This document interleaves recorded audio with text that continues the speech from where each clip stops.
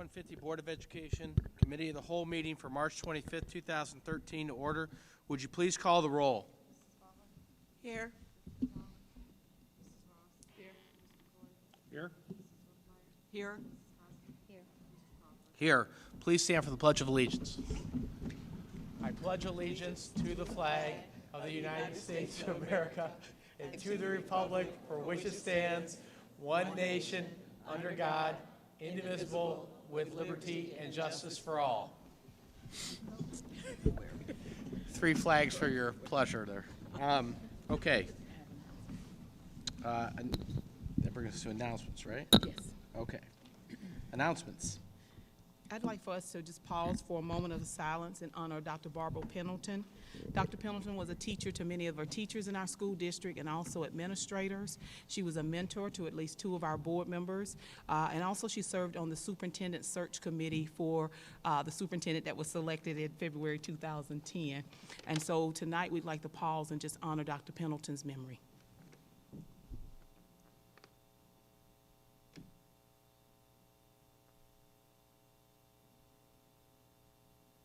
Thank you. Ms. Ross.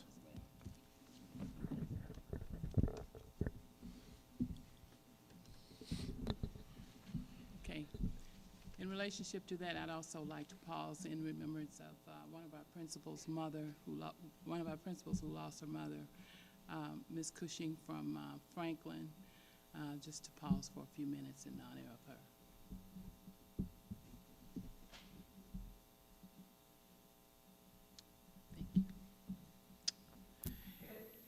Any other announcements? Reverend Butler. It's not necessarily an announcement, but I just want to say thank you to Principal Bloomer and his staff that is here tonight for allowing us to be here for our meeting tonight, and that we are able to see all the good work that has been done in this school. So I just wanted to observe and announce that as well, that we're glad to be in your presence tonight.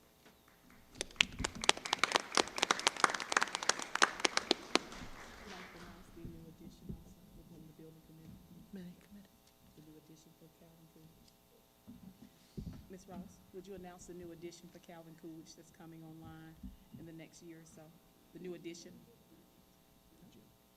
Since we're here tonight. Since we're here tonight. We don't have all the details on it yet, do we? Just the gym. Okay, all right, good. We'll let her do it since she's. That's what I say when they put me on the spot. Yes, we'd like to make an announcement about the new gymnasium that is going here at Calvin Coolidge.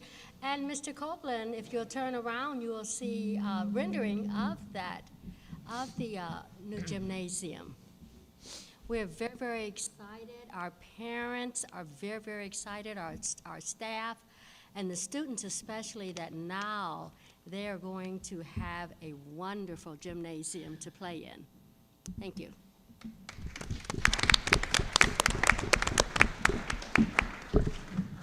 I try to share my space with them, and then they don't take advantage of it. One additional announcement, I want to make sure most of you are well aware that we have a newer principal starting here at Calvin Coolidge in July, and then also Mr. Blumen will be moving over to Woodruff Career and Technical Center.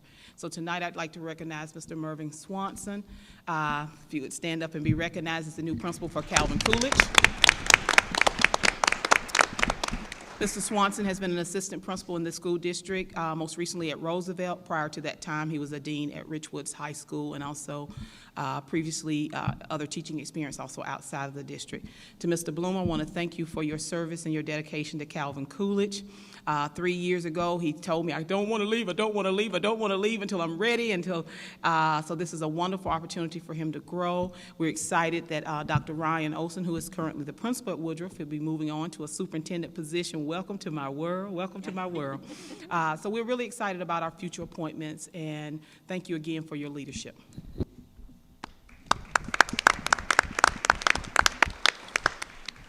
Any other announcements from board members? Seeing none, that moves us to approval of minutes. I need a motion and a second to approve the minutes from our March. Sorry, Ms. Kosick? Sorry. Now she started, you know, stop it. I got him started. She's gonna do it. Yes. On Saturday, a couple of the board members, myself, Mrs. Ross, Mr. Cloyd, had the opportunity to be judges in the culinary, third grade culinary Salad cook-off with Sodexo Food Service. for Sodexo Food Services, and it was held at Lincoln. Now, let me tell you something. These third graders, they could be at any restaurant. The salads were delicious. And the great thing about it is that it gave them an opportunity to show what they could do.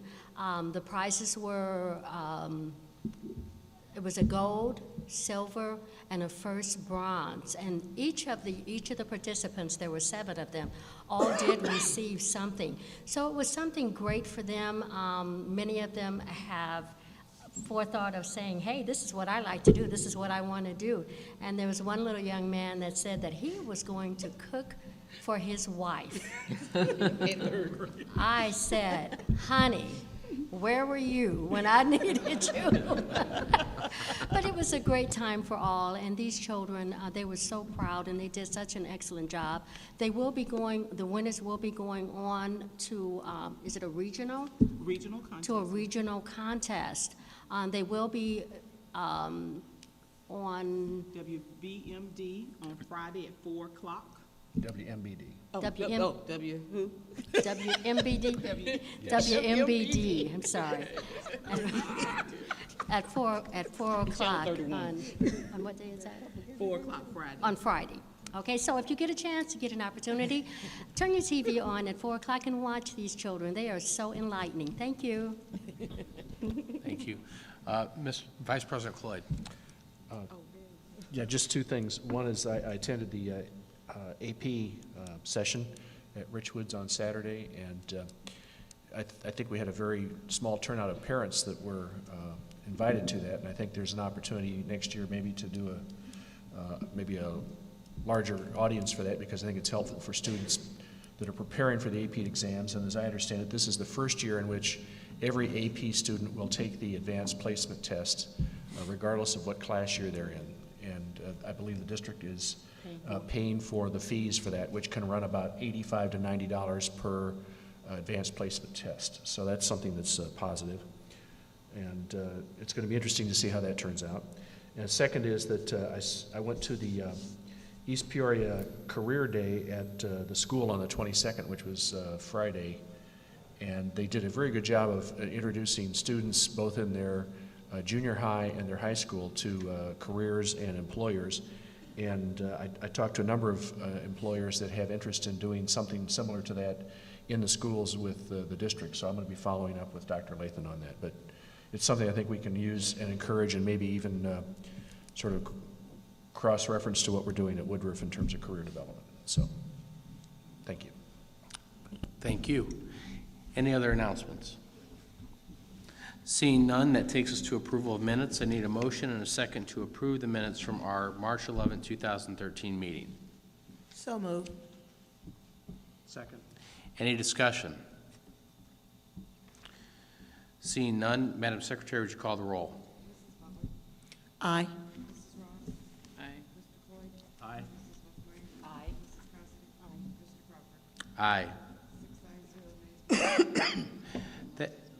That takes us to remarkable rule number 2, respect learning. Dr. Lathan. Yes, Mr. Powers, if you come up, please. Mr. Powers is going to provide us an overview of Parent University, College-bound Peoria, and provide us with the homelessness report. Would you like to introduce Ms. Eamon? Okay. We also have a student joining us tonight from Richwoods High School, IB student. Thank you, board members. Sitting next to me, I have Lydia Eamon. She's one of our remarkable students in the district from Richwoods High School, and one of her projects that she did for the Girl Scouts of America truly benefits the students that we have in our district who might not have the means for the basic necessities. And with that said, I'm going to relinquish the microphone to her so she can briefly describe what her project was for the district. Good evening, Dr. Lathan and board members. As Mr. Powers was saying, my project was to make the hygiene bags that targeted 5th grade and below at Harrison School. I am going to pass it around so everybody can see it. Over this past summer, I went to the Girls World Forum in Chicago, where girls can talk about women's health issues, poverty, and education. 2 girls from each Girl Scout Council from the U.S. were selected to go, as well as girls from all over the world. There were workshops and discussion groups. We were then expected to use our knowledge and create a project that would benefit our community for years to come. This project also doubled as my I chose to work with Peoria Academy students and a few dentists to donate the supplies. We hope to continue the drive for needy students in District 150 annually in February or March. Any questions, comments, or concerns? Reverend Butler.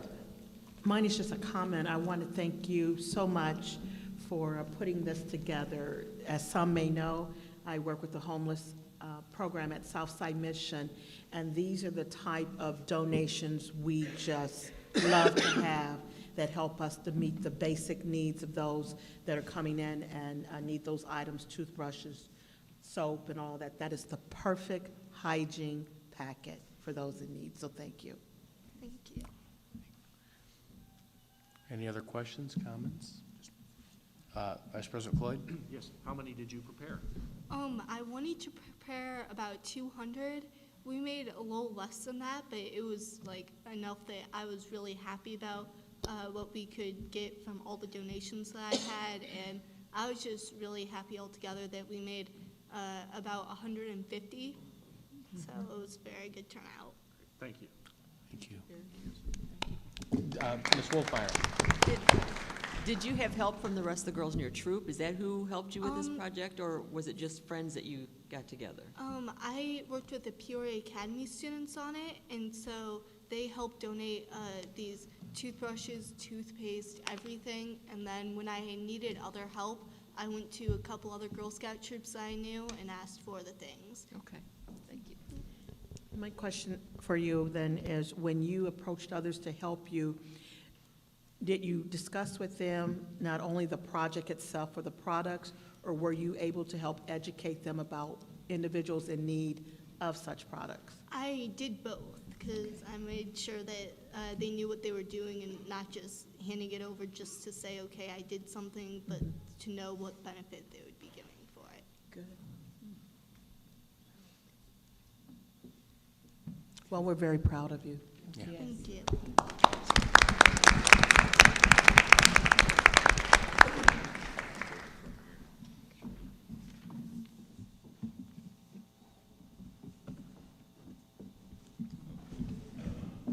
I will make you sit up here the rest of the time. There you go.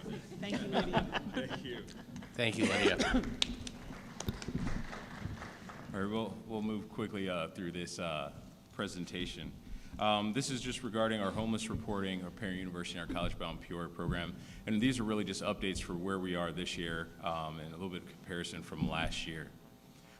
Again, with our homeless reporting, the biggest thing for us to let the public know is that we do have to report on what we know. We can't go off any assumptions. So these are the defining homeless qualifications that many of our students and families go through that some of them know and some of them don't know. We had a pretty extensive training at the beginning of this year so that staff truly understood what qualifies a student under the homeless qualifications with the McKinney-Vento Act. So anywhere from students being doubled up with other family members to living in a hotel or motel shelters, as well as our students that go through foster care placement. Those are all students who qualify for our homeless services through the McKinney-Vento Act through the school year. But this is a brief description that we have and that we go based off of for federal and state qualifications. Again, the state usually looks at our free and reduced lunch population with us having more of a unified program in the district. Our numbers are a little bit off, so we get a little bit of leeway, but the state does normally expect between 6 and 8% of our free and reduced lunch population to be tagged or qualified under the McKinney-Vento Act. Right now, we're at about 4.6, or I'll round that up to 5 because we get more cases every day of students falling into housing transitions.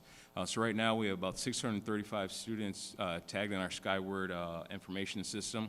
Last year, when I gave this report, we had 422 tagged within that school year. So right now, we're up a little bit, and currently, this year, we have 223 brand-new cases of students going through housing transitions. So if you look at how many students who are mobile in our district and transfer out or graduate, we're getting about that same amount of number coming back in. So 223 new cases for housing transition and homeless families within the district. This is the way our category kind of breaks down through our enrollment forms of where they qualify, just so we can kind of track and see what we're going through. The asterisk at the bottom is our unaccompanied youth, and these are students who are living outside of the home without a official parent or guardian. Most of these students end up to be either foster care or high school students who've moved out of the home or for some reason are without their mom or their dad or their legal guardian.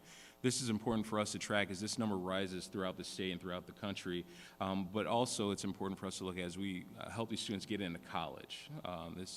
One of the services that we do provide is FAFSA information letters, so the students can receive a free ID, which helps them with their student education. This is a brief look at the breakdown of our McKinney-Vento homeless population throughout the district, broken down by school. Our schools really do a great job on reporting, and a lot of this has to do with the relationship with the clerical staff and our counselors and our teachers and our principals with our students and our families. And this is all based on the reporting that we have right now. So as you see, our numbers have spiked really at the Peoria High, Lincoln, and TJ. And you might look at it as a problem, but I look at it as a great thing that we're able to identify our students and trying to get services wrapped around our families. So hats off to those schools for actually identifying their students. We do have a couple students at Quest that we do care to keep numbers with, just for our reporting with the Regional Office of Education as well as the state. But this is just a brief look at where our district is right now. Something that comes up with our McKinney-Vento homeless students. Oh, is there a question?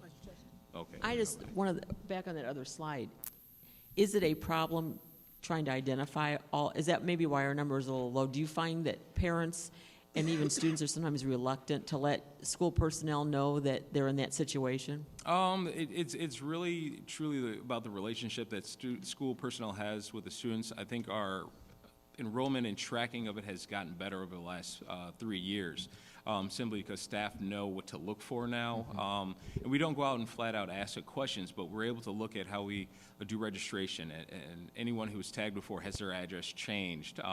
But with this kind of reporting and it being out in public, a little bit more well-known what qualifies as homeless, and that it's not just, oh, I'm living in a van down by the river.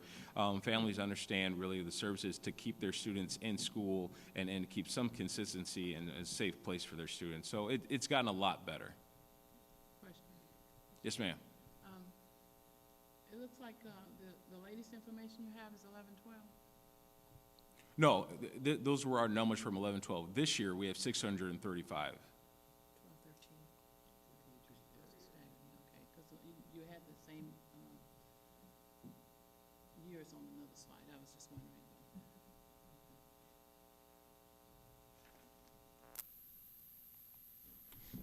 Okay. With our homeless transportation issue, that's something that we definitely want to take a look at. Currently, right now, we have specialized transportation for 87 of our McKinney-Vento Act students. And what that is, try to keep our students at their original home school so that they can either finish out the year and have some sort of consistency in their lives, whether it be friends or staff members or schools, because sometimes we have students who bounce around from here to there, but having a consistent home school helps their education a little bit more. So right now with our transportation department, we have 87 students currently being transported. The turnaround for this, when it comes in, is about 2 days for a student to get routed. We learn where they are, we double check the address, and then a route is usually set. And it usually takes from that point in time for 2 days for that bus to just get routed for that student to start the very next day. Mr. Powers, is there a certain boundary or limits within that can be done in terms of geographic? So if a student, and maybe some of us are familiar with a news story that ran earlier this year about when someone totally moves out of the district, not that they're within the district and just trying to get to the school, but they're totally out of District 150. There is a guideline. We don't want students to be on the bus for hours. There's usually a certain timeline. It's usually between 40 minutes and an hour that we want students to be on a bus, and that's just traveling one way.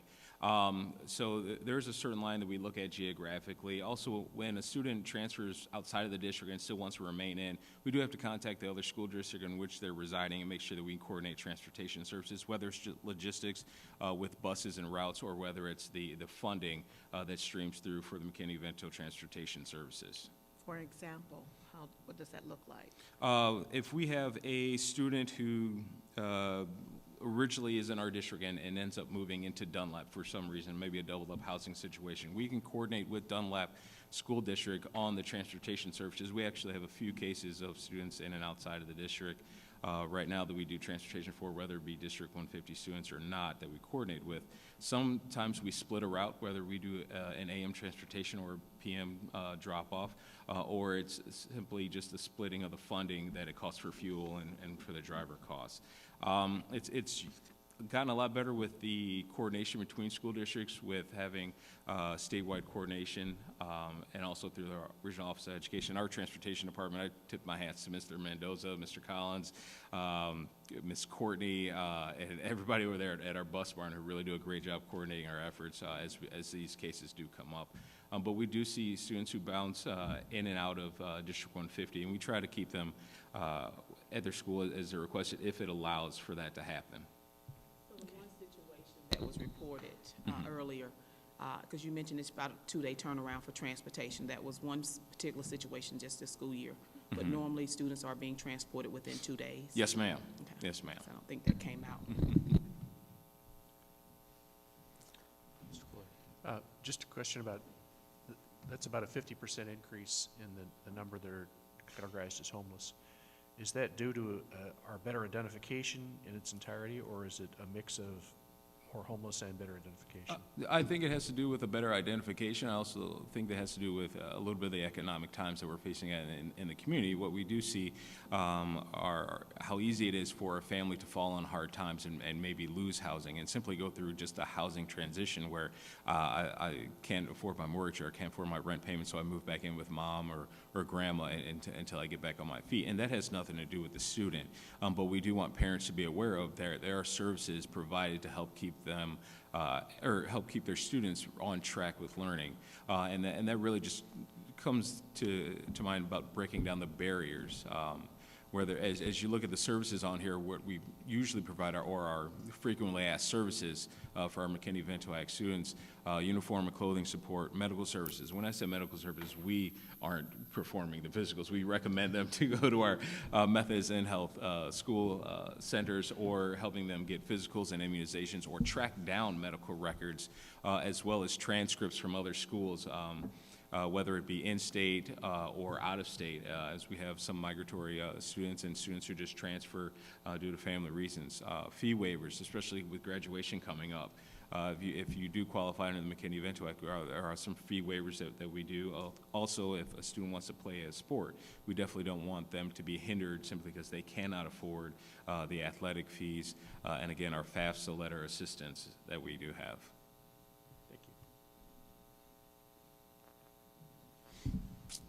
Any other homeless questions? It mentioned foster students. Are foster children that are in a group home considered homeless? We do take them because we never know where they might stay. They might end up at a foster care placement for a certain time period and then end up back. And because of the housing transition, and that's what we use in the term, or I guess in the field, we try not to use homeless, but housing transition. If anything isn't stable, and that's really why we look at each case as it comes. And we might have a student who was in a foster care home and ends up with a parent, and then it becomes stable. Then we can relinquish that tag off that student. But if it's still an unstable housing situation, we like to keep that tag. Better be safe than sorry. So.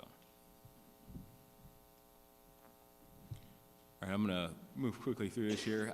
This is our parent university. As you know, we started this last year with 3 sites and 3 workshop series.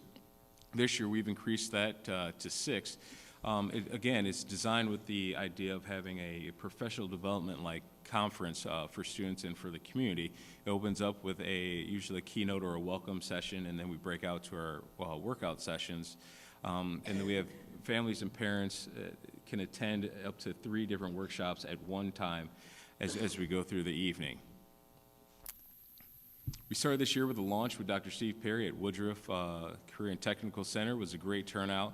And as you look at our list of locations this year, we've broadened besides those 3, and we try to place these all throughout the community so that transportation really isn't a barrier, so we can put these workshops in people's backyards and in their school clusters. So we had Glen Oak this year, Harrison, Mark Bills. We just had one at Sterling last week on Thursday, and we'll have our next one May 16th at Northmore out north.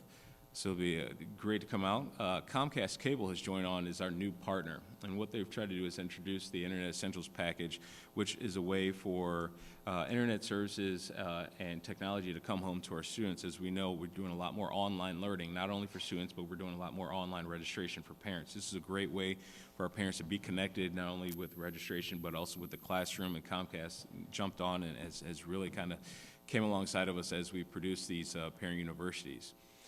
Right now, there's a brief list of our community partners that we do have involved with Parent University, everywhere from Center for Prevention of Abuse, which provides a lot of our bullying prevention workshops in our schools, as well as for parents. We have everything from financial groups and help with taxes. We have a group who does identity theft and how to look at how to do a will. Peoria Housing Authority, as you know, we do have families going through housing transition. We want to make sure that we do wrap our arms around all those services. So not only do we want to help found their houses, but we want to put them in contact with the resources that we do have in Peoria. Bradley University, everywhere to the Peoria Community Theater. The fine arts is one thing that gets dropped from school budgets year after year, but we know we have a great community of Peoria Theater here. And what is it? If it played in Peoria, I believe that's what the phrase was. So we want to make sure we get our kids and our families involved in there. Right now, we're looking at attendance of about 342. Now, that number has gone up since this report, since we did have Parent University at Sterling. I'll make sure I'll get those numbers to you guys if you do need them. But we're looking for this to increase. This is a snowball rolling downhill, and very quickly this will increase, and more people in our community are looking to step up and provide workshops. Is there any questions? Nope. Okay. Again, this is just a friendly reminder for all those sitting behind me. Peoria University, Thursday, March 16th at Northmore Primary from 5:30 to 8 p.m. And as a part of Parent University this year, we have a new program in District 150. It's called College Bound Peoria. What this program is a 4-year cohort learning opportunity for students and parents to help prepare them for college. And when I say prepare them, I mean students and parents. We don't want to send our students out the door ready for college and parents who really don't know what they're getting into. So what this program is, it's a chance for students and parents to learn together and walk hand in hand through the 4 pivotal years of high school. This is a new program piloted here in Peoria, not created anywhere else. And it's for our 9th grade students coming in. So we start right when they open the doors with high school, that parents and students kind of navigate their way through. It's an extensive program that really will give us a chance to look forward as we prepare students for their next years of learning. As it says here, the goal is to help students prepare for a 4-year university. We're not looking to put anybody into a 2-year university, and there's nothing wrong with a junior college, but if we can get them ready for a 4-year university, that's all the better for us. How do we do it? Cohort learning environment, students and parents. We look at character building, public speaking, leadership opportunities, and this isn't just for students, this is also for parents. This is an agreement signed with students and parents. They have to do community service hours before they graduate. Parents have to help out with that. We look at financial preparation. College isn't just about grades. We want to make sure that everybody can pay for room and board, and how do you look at scholarships, and how do you fill out a FAFSA form, everything. So we're looking at high school navigation and career research. Now is the time to start looking about where you might want to go to school. If you want to study marine biology, it makes no sense to go to ISU, does it? So we want to make sure the students and parents understand where they can go.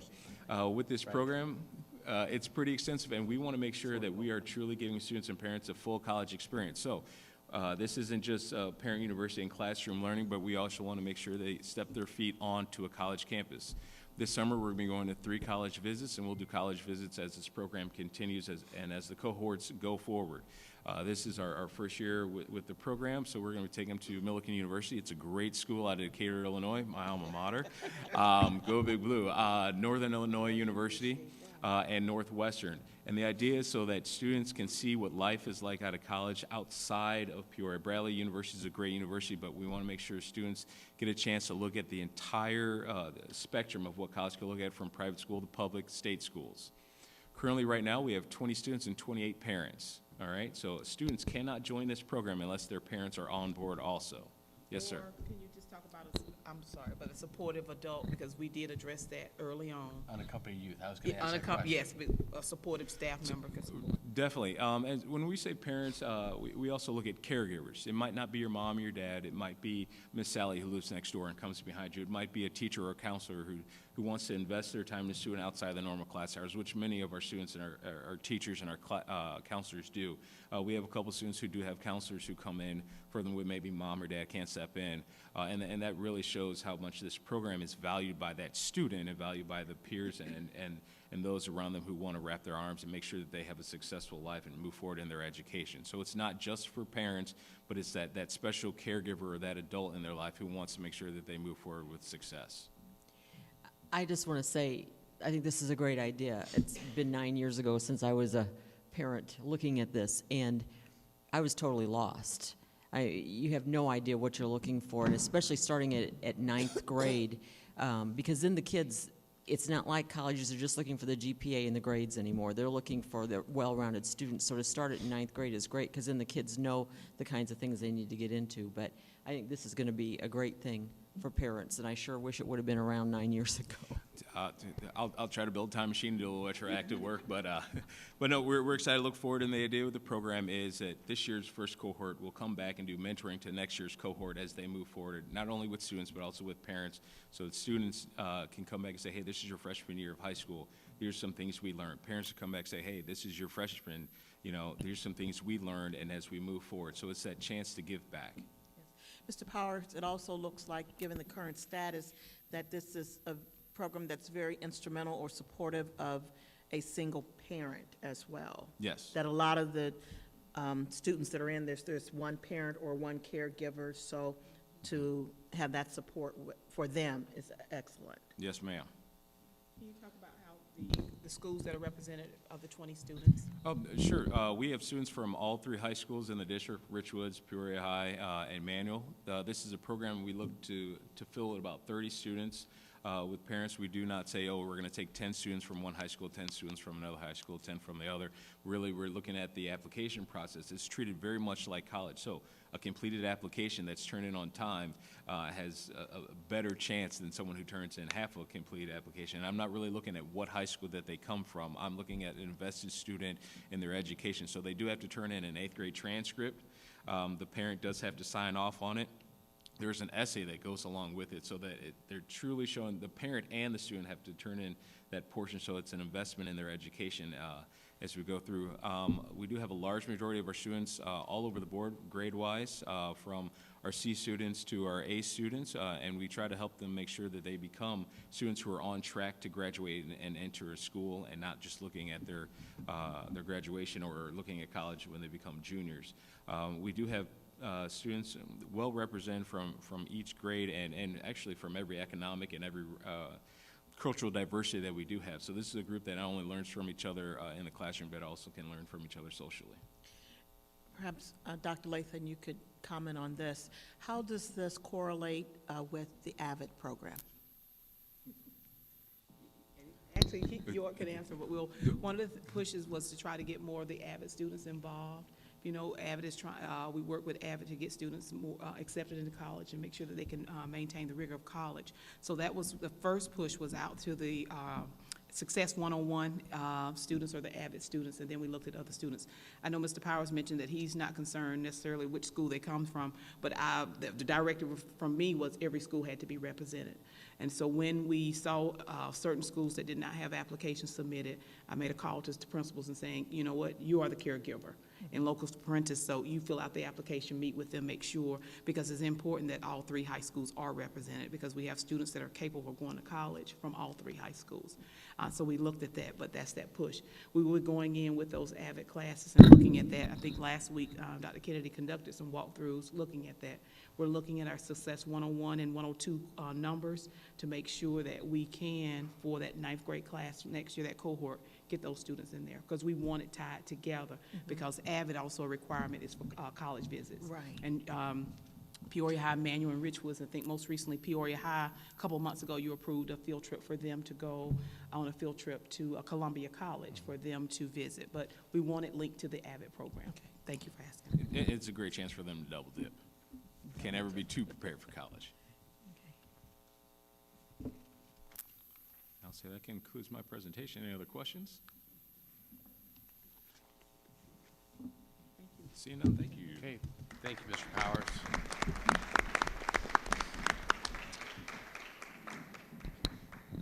Next, we have Ms. Langhoff, our Director of Special Education. I think we have quite a few staff members in the district, social workers, principals, teachers, special education coordinators that are here tonight.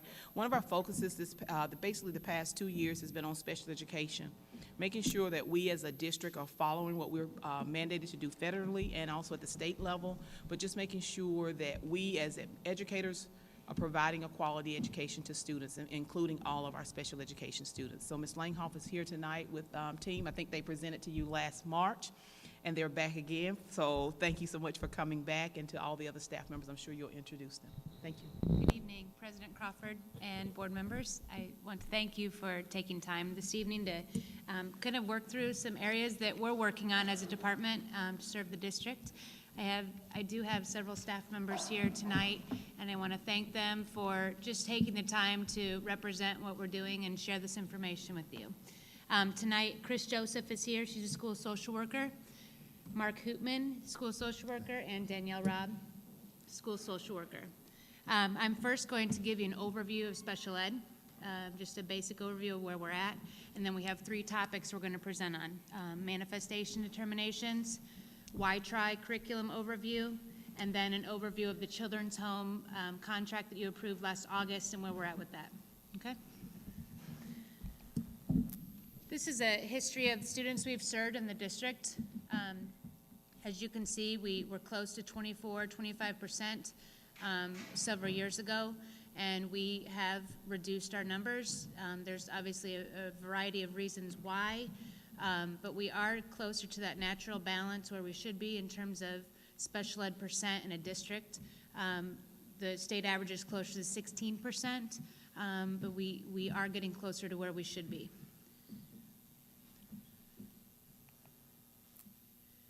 Disability categories, I know we did share these with you last year, but we serve students from a wide range of disabilities, from students who receive speech-only services to students who need that separate facility to meet their needs across the district. So we have programs all over the district. This educational environment data is one piece of the state performance plan indicators, which the state measures our district on. There's 20 state performance plan indicators. And this educational environment data comes from just one indicator from the state. The state measures indicator for EE01, which this is EE03. So as we've discussed, I know I shared with you last year, the state average for this educational environment, this is where students are placed in the school. So for EE03, or Educational Environment Code 03, this is the students who are placed for the most part in special ed or outside of gen ed. The state target in 08, as you can see, the state target is in the parentheses. So in 08, the state target was 19.3, we're at 41%. If you look at the progress we've made over the past several years, we're now at 16.2%, which is much closer to the state average. So we are serving kids in general education to the maximum extent according to the state guidelines and the state goals. So that's an area we've made some incredible growth in. That's due to our special ed staff, our teachers, professional development, principals. We've come a long way in that area. Educational Environment 01 is students who are served most of their day in general education. So this is maybe our resource-only students or speech-only, or students who receive special ed services, but the services are offered in the general ed classroom from a special ed teacher. There's a lot of inclusion happening across the district, and we've come a long way again in this area. This is the area that the state measures one of our indicators on. And as you can see, we have come a long way, and we're actually above the state average for EE01 right now. We were cited and went through a citation when I was a special ed coordinator in 08 through 2010, and we have made some great growth there, getting closer to that the state target. EE04 is our special ed, full-time special ed classes that are in, actually the students do not have access to non-disabled peers. So these facilities include Guardian Angel, Day Treatment, Jameson, and our developmental center classes. And at this time, this is an area for improvement for us. And we're working on, as you can see, we are above the state average of where we should be. The state average is 3.9, and we're at 6.9%. So at this time, we have too many students in separate facilities, and it's an area of growth for us that we're going to be working on in the next couple of years to address. Okay, that's a quick overview. Overall, is it an area of growth as it relates to one particular program, or just reducing the total numbers? I think first thing we need to do is look at all of the programs individually and look at students' individualized education plans to see if those students do require a separate facility outside of their home school. Does the last group, where we're above, does that include the private, and I don't mean just Day Treatment and Guardian Angel, but we have a lot of children who were placed in private schools. Does that include that group? No, ma'am. Okay. This is only the Guardian Angel, Day Treatment, Jameson, and the Developmental Center. Okay, go ahead. You say you have too many facilities that the students are in. What is the goal there in terms of what is the correct or the appropriate amount of facilities? Well, it's approximately 40 to 60 students, depending on numbers. So we need to take a closer look at if those students actually are in need of a separate facility outside of their home school that does not house students that are not disabled. So these students are totally separated from gen ed peers. So that it's an area we'll be working on the next couple of years. Okay. Mr. Cloyd? Yeah.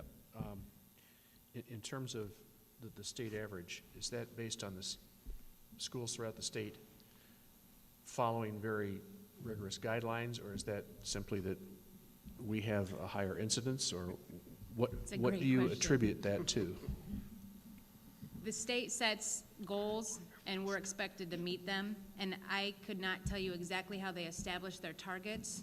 I can ask for some more clarification from ISB on that, but I don't know exactly how they set their targets. I can't answer that question. And I guess that the assumption there is the state average is a desirable average. Right. I know they compare it to the national averages also, so that we're in alignment. I do know that the state, we're ranked very low in terms of serving students in general education. There's data to support that students who have more access to gen ed increase their academic achievement. We absolutely know that some students do not need to be in general education for a majority of their day, so we try to respect that when we're placing students. Two other questions. One of them is, has the state added any additional mandates for special education in the last couple of years?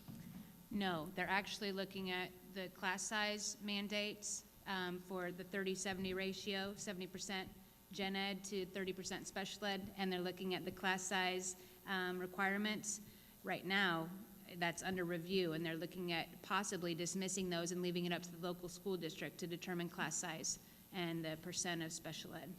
But are the requirements at the state level higher than the federal requirements? Yes. I think that's what it Well, that was Yes. not, that's a good point, but that wasn't the Okay. essence of my question. I are, the guess. mandates. And there was another piece to that too, and that was, does this have any impact on the categories that are used in calculating ISAT and No Child Left Behind scores within individual schools? I do not believe so. And when we've discussed this with our PBIS network and the state agencies we're working with for support, this information is not included as a part of a school report card. We're rooting for that, but it's not part of a school report card right now, like what would be reported in IIRC. It is not. Okay, good, thank you. Ms. Wolfmeyer. In looking at the children who, those numbers, again, that are up there, it seems to me like it makes it very difficult for our staff, because obviously you have a targeted number, but we all know that there are some of those children who are better off in the facilities. Just, I mean, like at Jameson, that was specifically built for those children with those disabilities, and when you look at some of the other children that at Guardian, it just makes it very difficult. Are we supposed to be looking at state guidelines or at what's best for the children? Absolutely. So it's got to make it very difficult for you as staff It is. to make those changes. And right now, we're not ready to make decisions on this. We're just bringing it to your attention to let you know that this is something, yes, we are over the state average. So we need to just take a closer look at it to make sure we're properly placing students. I absolutely agree with you. Ms. Ross? Sure. Oh, I didn't have a question, but I wanted to say over the years, we're far better off now than we were before. So it's come down tremendously in alliance with the state average. So we're far better in better shape now than we were before. Is getting it better in alignment with the state average, is that because of better identification of special ed kids, or is it more we've moved them into a general ed category? Bless you. I think it's both. There's several factors. I mean, you have the RTI effect that comes into, factor when you have to put interventions in place. So we're actually seeing a decrease in some of our primary students. We have our higher numbers at our high school right now. We're also looking at students who, when they are reevaluated for consideration of a learning disability, you have to take a look at if they're performing at the same rate as their peers. And for some of our students, the whole school or their same age peers may be lower performing, and so they may not qualify for a learning disability. So we're taking a closer look from both ends. How often are they reevaluated? Every 3 years. Ms. Ross? I just had one question on the how we're doing with the 60-day window. I know we had some problems. Yes. Once a parent requests that For an their initial. child, have We an had updated one evaluation. that was brought up once last year, where a speech-only child, we went past that 60-day timeline, we were cited, we fixed that, and we have not at this time had any in the past year. So let's just, since that came up though, let's say we do make a mistake as a district. How should we handle that? Especially as it relates maybe to discipline? Oh, or absolutely. My something else? coordinators have been directed to, it's not an option. We have to meet 60-day guideline rules for an initial evaluation. Our PPS members, psych and social, they are held accountable to those guidelines. Even if you have to shuffle meetings or ask another coordinator to cover meetings. And there has been a case where we had to, have a disciplinary advisory for a staff member who went past that timeline, because the domino effect is that it creates a citation for the district. Ms. Wolfmeyer?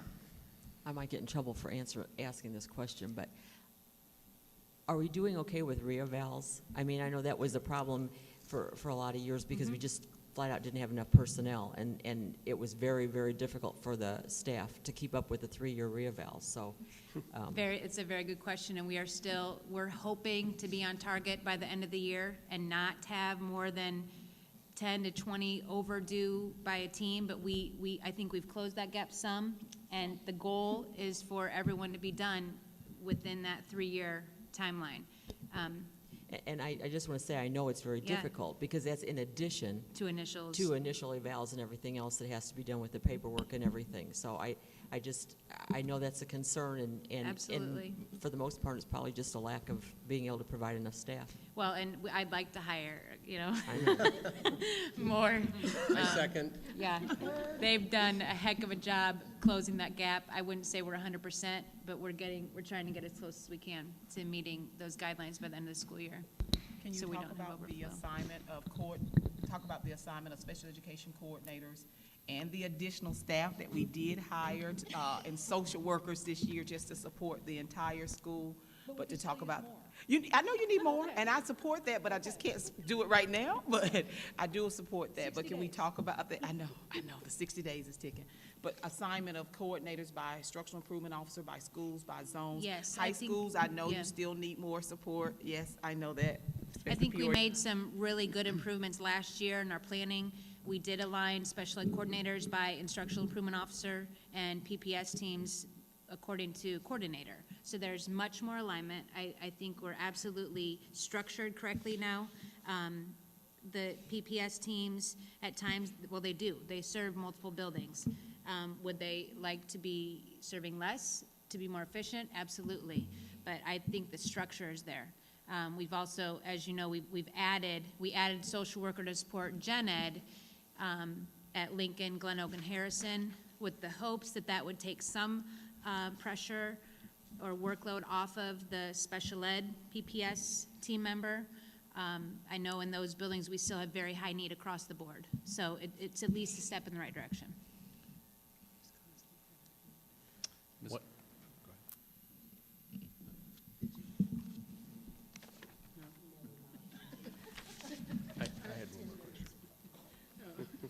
I had one more Mr. question.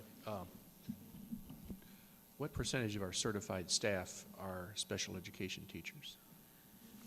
I believe there's close to 200 or 225 special ed teachers. I can get that number for you. but That's close enough. Okay. Yeah.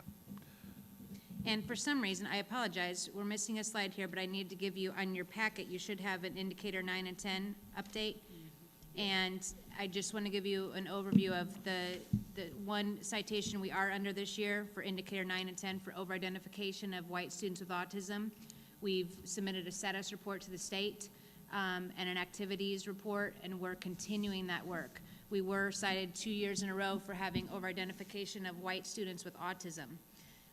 So we're working with Easter Seals. We're having quarterly meetings with social work, area social service agencies to look at why that's happening.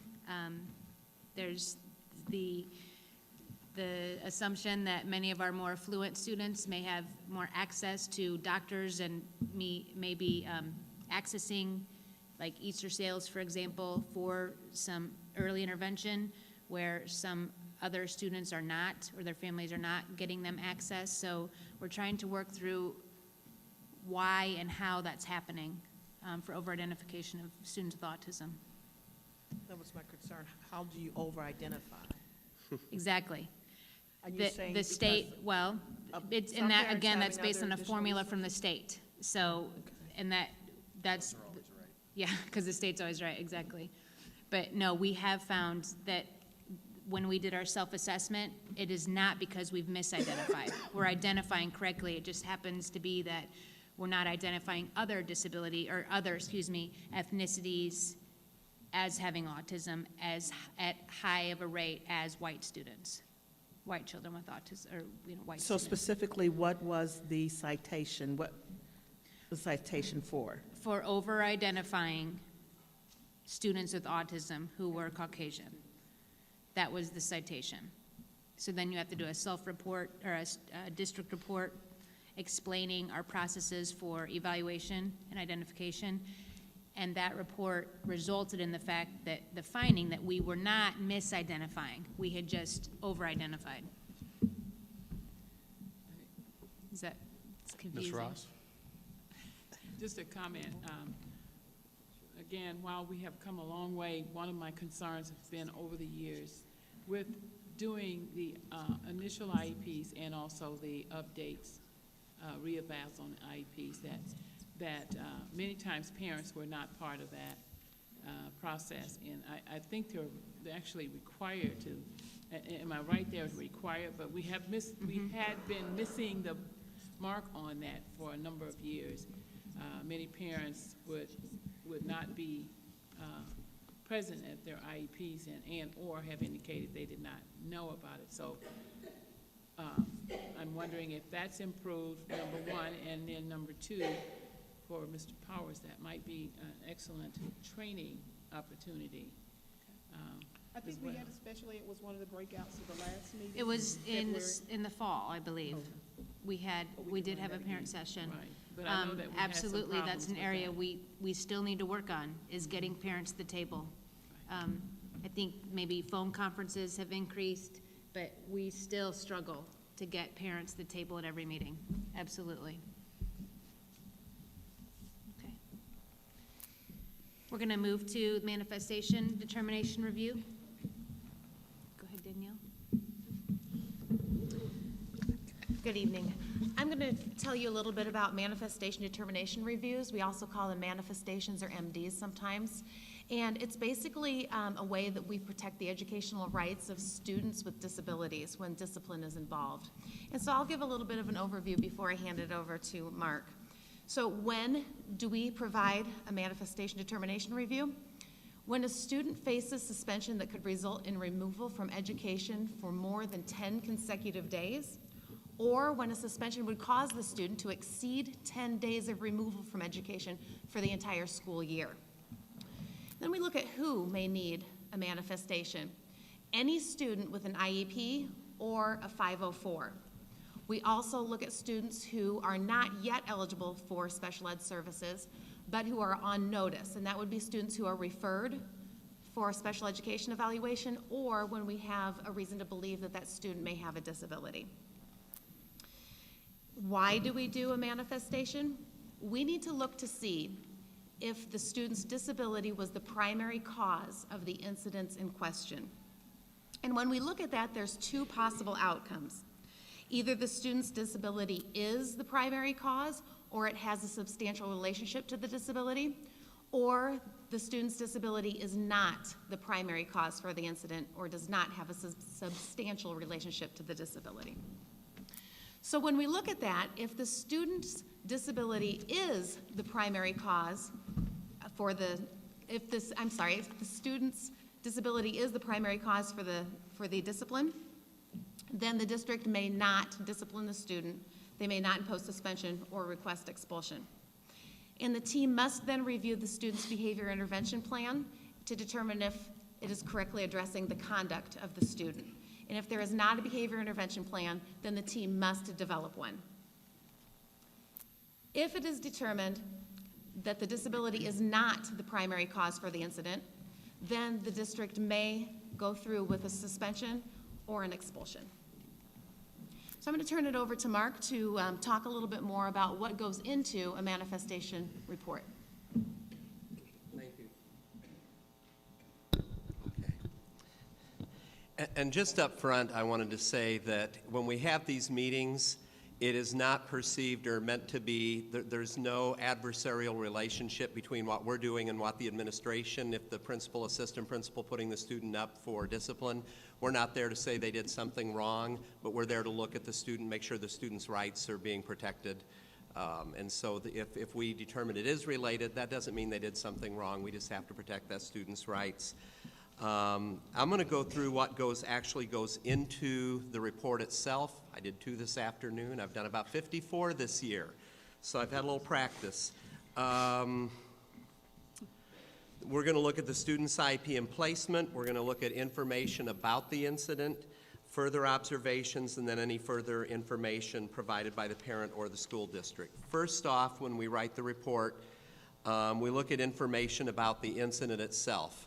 And the purpose of the meeting, what was the severity of the incident, removal from education for more than 10 consecutive days or exceed 10 days of removal from education for the school year, the incident that resulted in the disciplinary action, action taken, if any at this point, and can include request and manifestation meeting or 3 days suspension pending the outcome of the MDR. We've asked the administrators to write that into the referrals. We look on Skyward to see what, they'll tell us which referral they're basing the request on. We look at that. That goes in that section word for word. What they've written is what we put in our report as to the reason for the meeting and what the behavior was that's led to this disciplinary meeting. The next part is where it gets a little time consuming. We have to look at the student's IEP and placement and a review of all relevant information in the child's file, including the IEP. And in that, we go back through an educational history, looking at when they were first evaluated, what their eligibility was, various evaluations, things that have been tried. We look at their last evaluation and annual review to make sure that's up to date. If it's not, that's got to be done before there can be a meeting. Information about the disability. Example, whether it's OHI due to ADHD, a learning disability, it's written expression, reading. OHI is other health impairment due to ADHD. And it could be for a variety of reasons. ADHD is a very common one. We look at the current IEP services, the targeted IEP goals, the accommodations that are written into the IEP. If there's, again, a functional behavioral assessment and behavior intervention plan, we look at that and have to determine if that indeed is being implemented the way it's written. The number of types and referrals and action taken based on the referrals that have led up to this meeting, the numbers of absences, tardies, suspensions, et cetera, grades, and so forth. All of that has to go into that report, and that's the part that takes a little time to go back through the file and the records and compile all of that. The next section in the review of pertinent information, as we move on down to, we have teacher observation. We get their comments at the meeting or prior to, including attendance, behavior, their work habits, social and peer interactions, what's going on in the classroom. Other school personnel observations when appropriate, if there's an aide working with the student, if SRO officer has been part of this, or if an administrator has been part of it, then they have input into it as well. Sometimes we, when in terms of doing observations with some of the students, we may not be able to complete one due to lack of attendance if the student has not been there to be observed to get more information by the time we have the meeting. The next section, the under review of pertinent information, is primarily information that comes from the parent. Most of the time is what's written in there. If the parent does not attend, in that section we'll make note of all the attempts to contact the parent.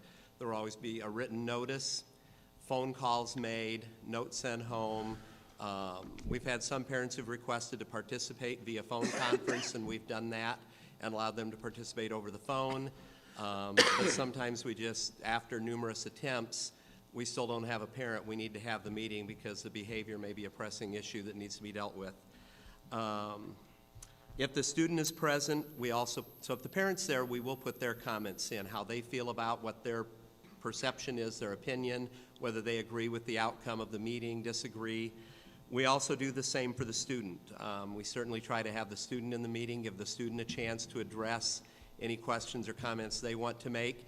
And again, for the purpose of this meeting, we're not discussing did they or did they not do what they've been written up as doing. We're there to address the 2 special education questions. And then we add their opinions regarding the decision that we make on relatedness.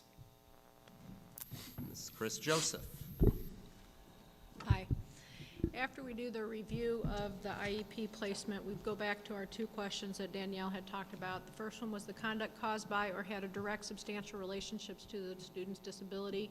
The second one was the conduct the direct result of the school district's failure to implement the IEP. If we answer yes to either one of those questions, then we have to find that the incident was a manifestation of their disability, which means we would not be able to proceed with suspension or expulsion. If we say no, then you can go ahead and proceed with that. Taxi. Yes, ma'am. Question on that first, before you move any farther. Yes. That one is near and dear to me because I review over the years all of the discipline, expulsion requests and that kind of thing. And I often wonder, Is it ever, say you did 54 so far this year, has it ever been caused by the disability, the behavior? Has it ever been caused by Right, it? what percentage would you say? Because everyone I see says not caused by No, the disability. we've had a lot this year that have been found related to the disability. It depends on the disability and what again, it's really looking at the information. For example, we've had students with emotional disturbance who, cuss out 2 or 3 people and go on a tear. That generally is going to be related to their disability. If it's an ADHD student who cannot sit still, cannot keep from talking, touching people, touching things, more often than not, that's going to be related. So there have been a number this year I've had. I just missed all of them, maybe, Yeah. because I've never found one. If it's related, do we even get it? If it's Because related, it'll probably never come to you. It will never come to us because Unrelated ones. we only get the unrelated ones. So any of them that are related, they don't get to us because it that's why stops. we haven't gotten Yeah, because it stops the process. Yeah. You'd have a lot more reading I've to seen do. a couple of them that were related, but just very, very few. Okay, Okay, that explains that. thank you. This is just a reminder we put in the PowerPoint when we presented to the administrators that 10 days is the limit for all special education students and students on notice. This is also for students with a 504 plan. Any student that has accumulated 10 days of suspension cannot be suspended until after the manifestation meeting has been held. This is different than what we've practiced in the past. A lot of times we've gone ahead and gone through with the suspensions and then said, okay, now we have to have a manifest. And so now we're really focusing this year on if they're at 10 days, we have to have that meeting prior to the suspension occurring. And that's when we were earlier in the presentation, when Mark was doing it, when we were looking at one of the sections, it said that you can write in Skyward that suspension will occur pending the manifestation meeting. So that when we look at it, we know what they're thinking of doing, and we'll go ahead and put that in the incident, but it doesn't happen until after this meeting occurs. The other thing, if you have a special education student or a student on notice or a student with a 504 plan, and you want to suspend them and they're already at their 10 days, we're asking that you go ahead and contact your social worker and psychologist, talk to the PPS team. Let's find out if we can come up with some other options. The principals I work with, I'm very fortunate. They've been very good about this, and they will email me or call me, and they'll just say, hey, the child did this, is it related? And most of the time I can say in advance, well, yeah, that is a part of ADHD, or yes, that is a part of the emotional disturbance. And so I'm grateful because then they save me the 4 hours of paperwork to get to the meeting. And so we've been able to come with some other options other than suspend them. Ms. Costa? Yes. Okay, so the students that we see on our expulsion reports that are special education students, that what we're reading, there are severe behavioral problems. Have you seen that before it gets to us? Every To student. make a determination? Right, we do not, we look at the situation and we determine if it's related to their disability. If it is not related to their disability, then we send it on to you. So What we have seen those, we've written those, and had meetings on them already. Okay, what warrants that? What warrants? Okay, do you have like physician reports or anything that state, okay, this behavior is because of, and this is what is being done to kind of thwart that a little bit? That's what our training is. We, as social workers and psychologists and the other mental health professionals here, we have all had to go through training on emotional disturbances and all the different educational disabilities. So when we see a behavior and we look at the incident, we've been trained to read it line by line as far as what happened and how did everybody respond to determine if it was escalated to that level because either we weren't following the plan or because it is part of their disability and they could not calm themselves. And so it's not necessarily us getting physician information, that's all done as part of the evaluation. And so we go over all that information and then we make a clinical judgment on is it related to the disability or not. And when we make that decision, it's not one person making that decision. The team that's sitting there that should involve the parent, a gen ed teacher, a special ed teacher, an administrator that made the recommendation, the special ed coordinator, social worker, psychologist, at least one or the other, looks at all that information, and then we have a discussion about whether we believe it's related or not, and it's not a vote, it's not one person necessarily, it's more of a consensus. And then if the majority, but if it really boils down to we finally have to make a decision, and then if there are people who disagree, they can write a minority report, or if the parent disagrees, we'll put that into the report that the parent disagreed.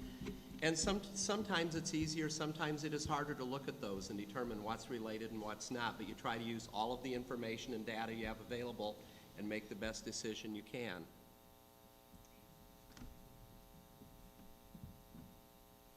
Go ahead. I have a comment too. Go ahead. But if a parent disagrees, there is a procedure or a recourse for the parent through an appeal, is there not? To review the suspension? Right. Yes. And that goes through Mr. Salzman. But I guess beyond that, any decision the team makes that a parent disagrees with throughout the course of any testing or anything, parents have a recourse of a way to say, I don't agree with this, and they have a Yes. place to go to raise that problem. And we give them their parental rights, and they, that one of the rights is to file due process if they need to do that. So, I just have a quick question. To what extent can behavioral disabilities be improved upon such that they're actually removed from a student's file, for instance, and how are we doing in that? And my second follow-up is, generally we hear a lot about ADHD. Is it something that we are becoming more familiar with? What's the science behind it, and what's your opinion on it being overdiagnosed? Oh boy, that's a lot of questions. I know. Can I ask for clarification? I didn't Sure. understand the first question. Well, the first question was, when we identify a student with a behavioral disability, can that behavioral disability be improved upon such that it's actually removed from, the designation is removed from the student's file? And they're moved as to the category of not having a behavioral disability? Or is it something that we assess and we provide coping mechanisms and just basically get the student prepared to learn in spite of having a behavioral disability? In our district, which is different than some of the others, we behaviorally emotionally disturbed. Sure.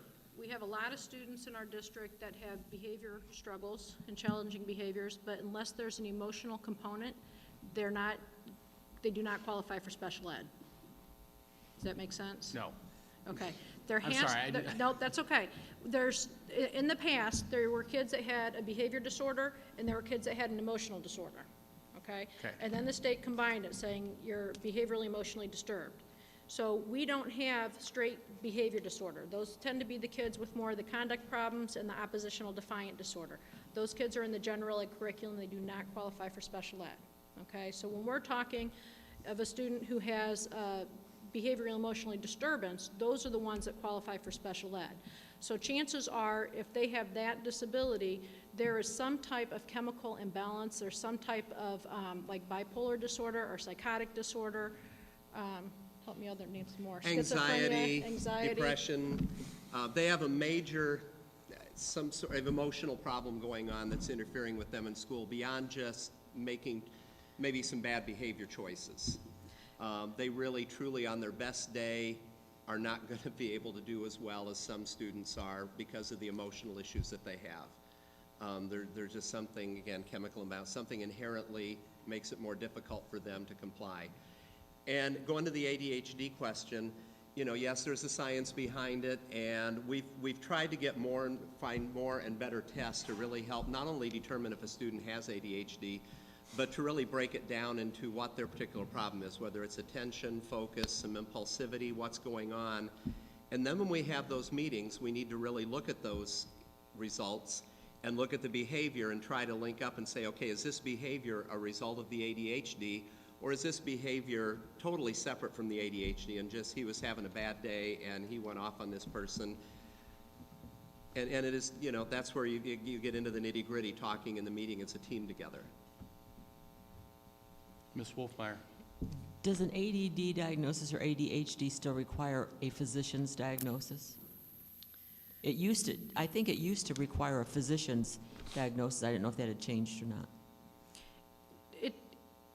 For a 504, we ask that it's written on paper and we have a physician diagnosis of it.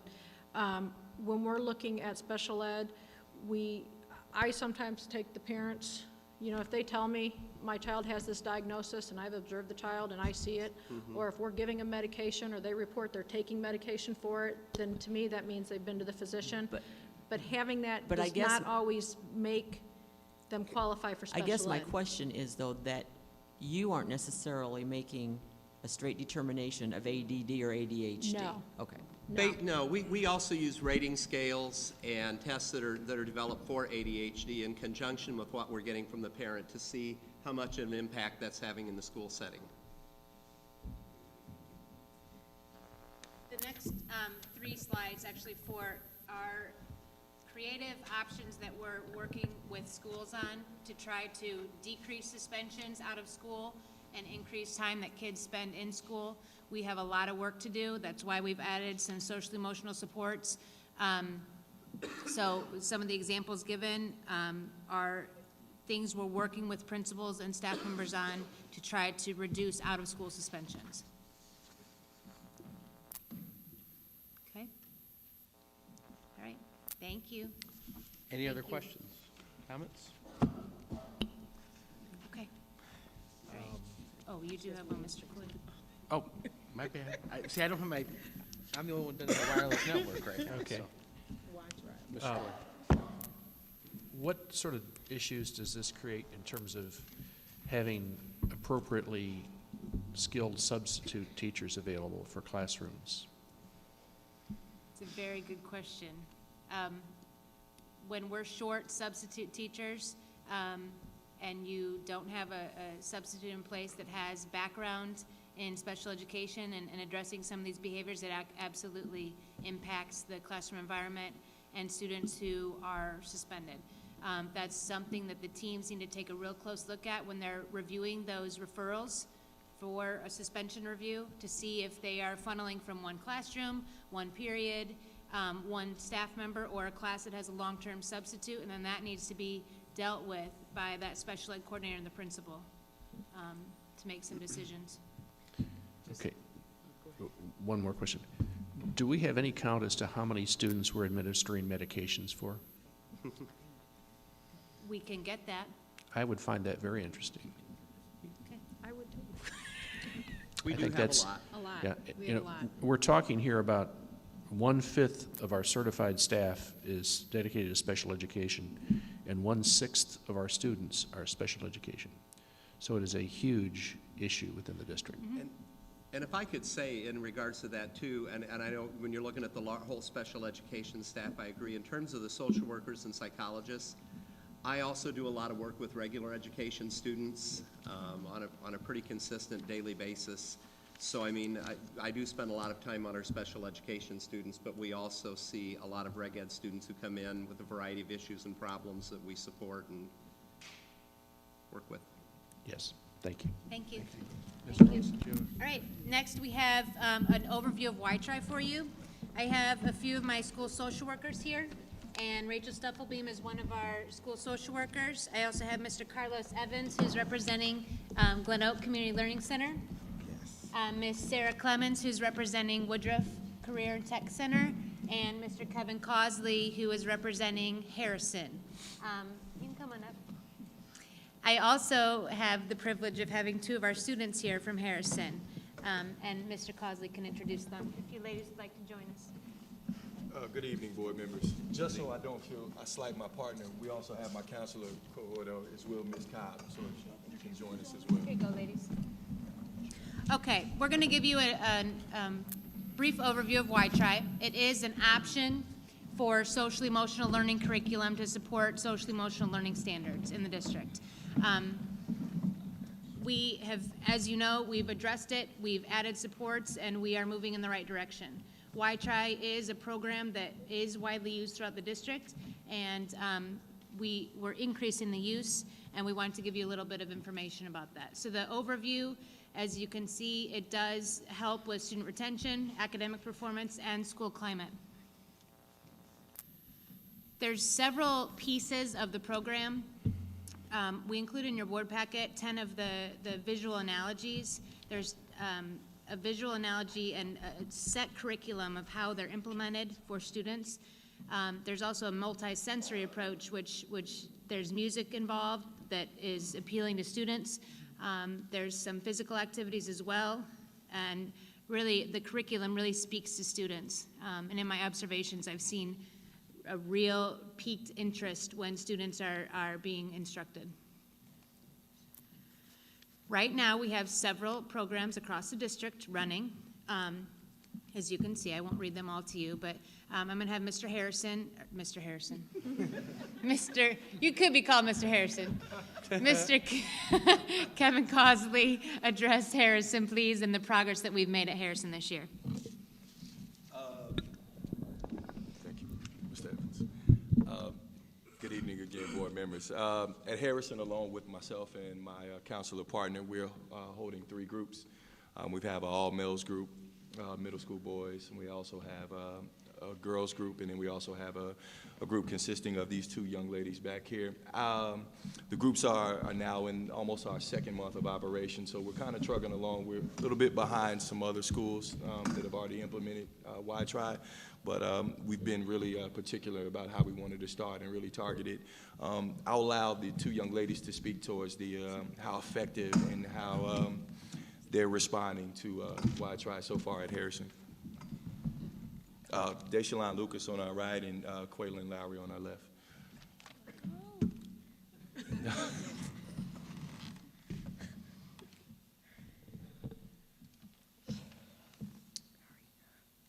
Good evening, everyone. My name is Deshaline Lucas, and I am a 6th grader at Harrison Community Learning Center.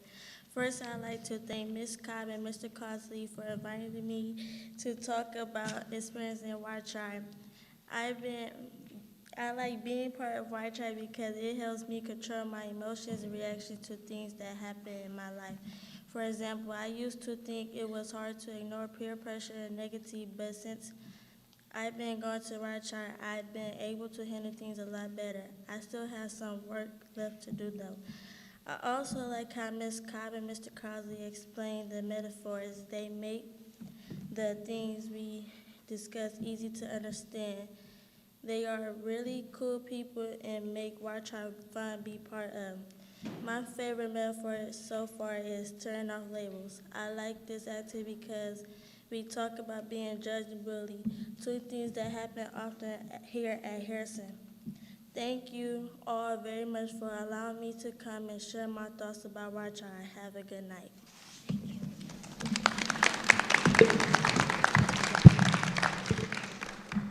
Good morning. My name is Quaylin Lowry. Well, good evening. My name is Quaylin Lowry, and I'm a student in the 6th grade at Harrison Community Learning Center. And the reason why I like Y-Tri group is it's fun to get away from everybody in my class, and it's just fun to be around Ms. Cobb and Mr. Cosley. And then the one thing that I have learned since we've been going to Y-Tri is it's all about making choices. Even if you make the wrong choices, you still learn from them. And then they don't become choices anymore. They become mistakes, and you learn from them.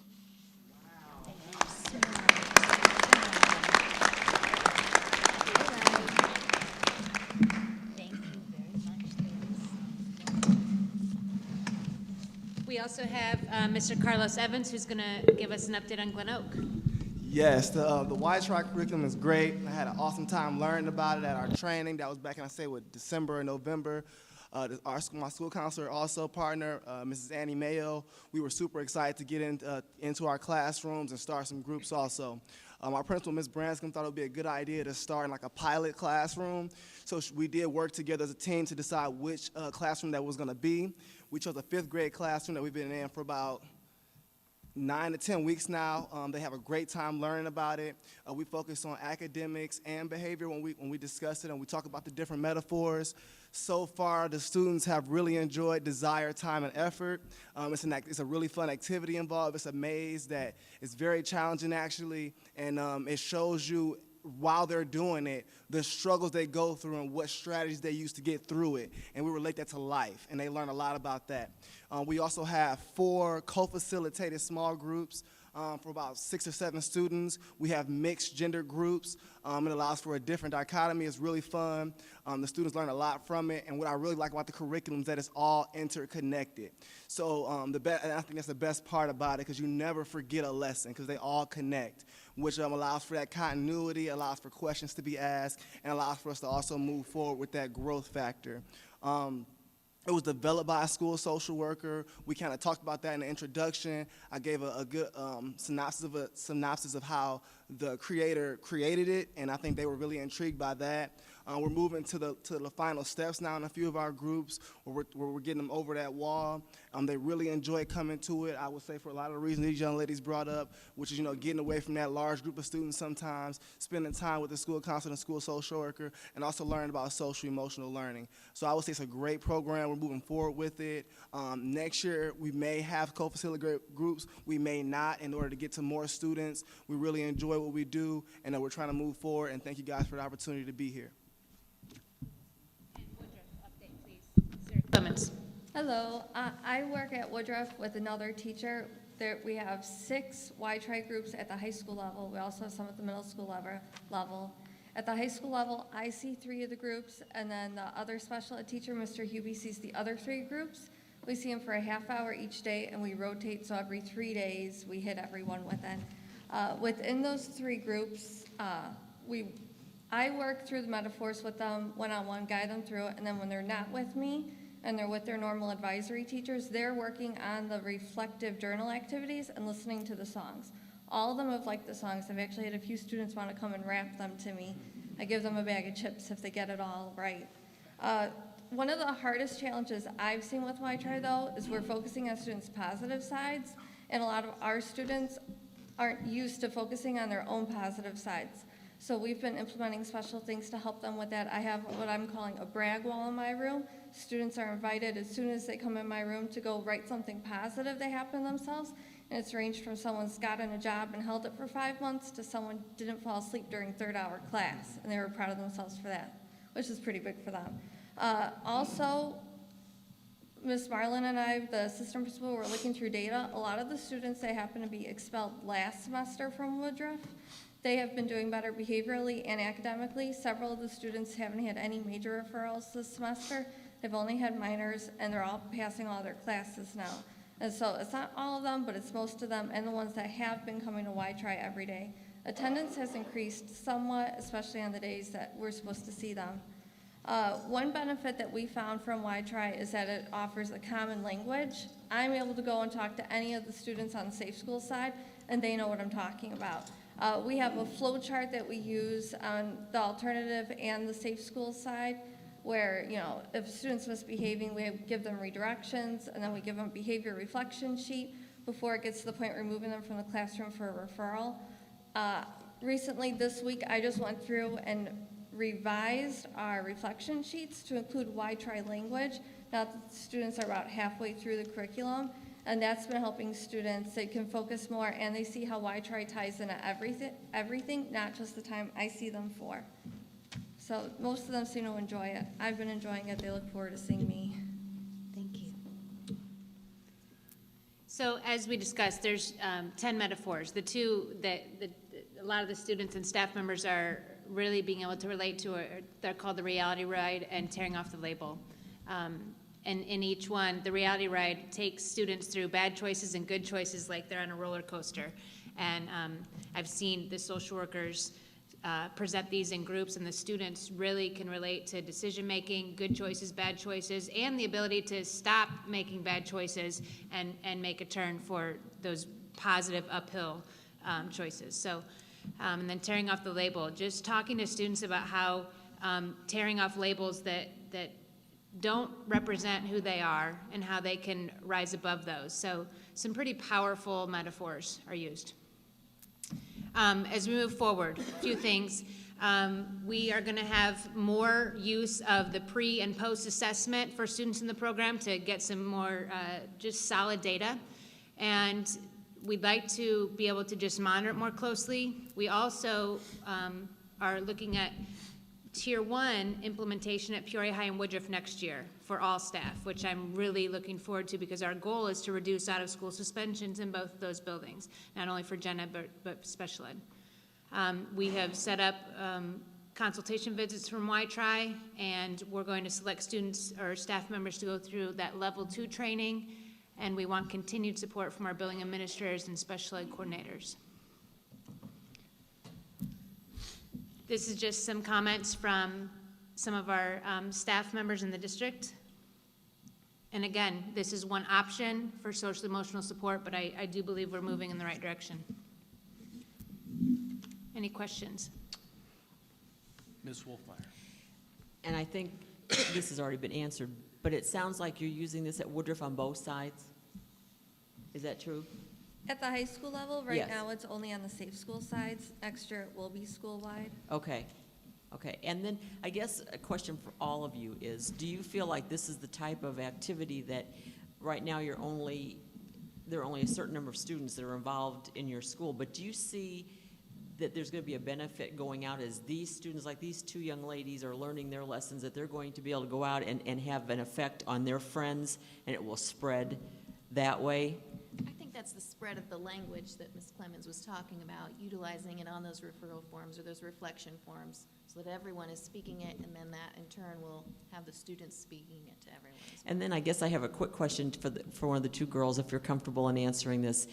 As you talk about this with your friends, do you get hassled about being a part of this, or do they listen to you, and are you able to talk about it outside of your little group, or do you prefer to keep it in your group? Are you more comfortable keeping it in your group right now? I think I'm more comfortable keeping it in our group. Okay, thank you. To touch on your point, Ms. Wolfmeyer, as I was talking to these two young ladies about attending the board meeting this evening, we had another young lady come up and just engage me in conversation, wanted to know a little bit more about why I tried. She actually came to attendance to this board meeting. So I have Michaela Runyon, please stand up.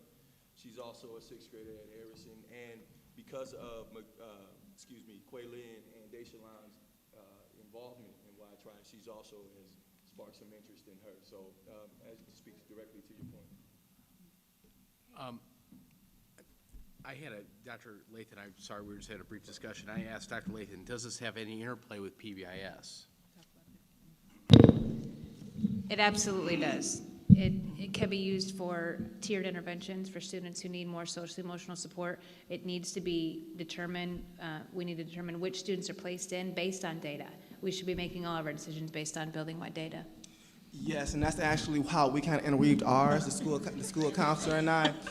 We interweaved ours with social skills also, and the students that we chose to be in our group was a team decision, and they were based on academic grades and behavior. Okay. So we kind of weave them both, and we talk about, developing a quiet study space, note-taking, ignoring distractions, and things like that, interweave with the second step, but why try? Okay, and then you weave it in with the general curriculum too. Can the teachers who are teaching a reading class or math class, they can use the language from why try? Certainly.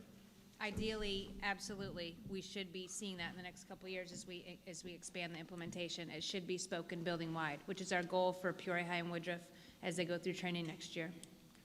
Okay. Talk about the relationship, since I know a year ago you were here and there were concerns, and prime example representing how counselors and social workers can work together. I know we actually over the past 2 years we added counselors to every middle school and then identified K-8 schools for counselors, and then we added social workers to targeted schools this year to help with school-wide.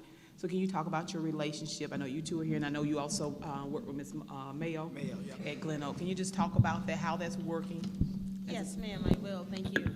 It's worked very well. Mr. Collins and I work together. We collaborate a lot with our students to see which is a better fit, because of course the students are always the main objective of the situation. So Mr. Collins and I work together. We make sure that if it's something we both can handle, we both work together. If not, I may give it to him or he'll give it to me, and we do whatever's best for the student.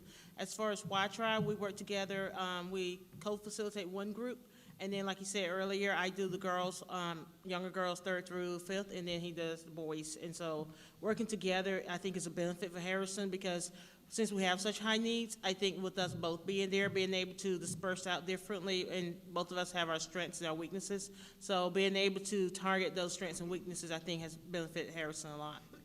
Talk about co-facilitating groups, and I think I heard it earlier. The reason you're co-facilitating and we only work on a small number of groups is basically because of staffing. Is that correct? Correct, yes, ma'am. And so Harrison has 745 students, so it's just the two of you. I know similar to our interventionist model, we have a primary interventionist and a middle school interventionist. So how do you feel, or what other resources would we need to provide our large schools so that we can make sure that Y-Tri is being fully implemented and that we're reaching more groups? I know one of the push, and Ms. Langhoff gets tired of hearing from me, how many groups do we have? How many groups are going on in our schools, especially our high-need schools? So what could we do to help support those efforts to get more groups started for next school year? I'd hate to beat a dead horse, but certainly more certified staff. I think when, you know, in our roles, we serve many different roles in our school. And I think there are certain roles that we are serving at our school where we could certainly utilize our time a bit more effectively doing those small groups that you spoke of, whereas doing maybe some tasks that could be maybe handed off to someone else, if you will. But I think that's probably my only concern, a little more certified staff in the school building. And I would kind of echo that also. And some of the things that we're doing at Glen Oak with the school counselor and I is also co-facilitated groups, partially because we were both new with Y-Tri, so we both wanted to kind of experiment with it together, and then we debrief usually afterwards to talk about what could be done better when it comes to reflection. Also, you know, we're doing things when it comes to the College Changes Everything push. We are getting students to share their college aspirations. We have a Spirit Fridays coming up next month where we have one day that's wear your college t-shirt day to talk about that and things like that. Video recording students talking about their college aspirations also. We also developed a new thing, Glen Oak Golden Moments, which gives staff the opportunity to kind of, you know, talk about the positive that's going on in Glen Oak, and we announce winners for that, and we provide them with different incentives and things like that. We do a lot of different things together. I'm on the announcements every morning, and we talk about character education, something that these guys push a whole lot, doing 45-minute, 90-minute sessions a day, you know, so that's amazing, you know. And we work a lot together. We bounce ideas off of each other.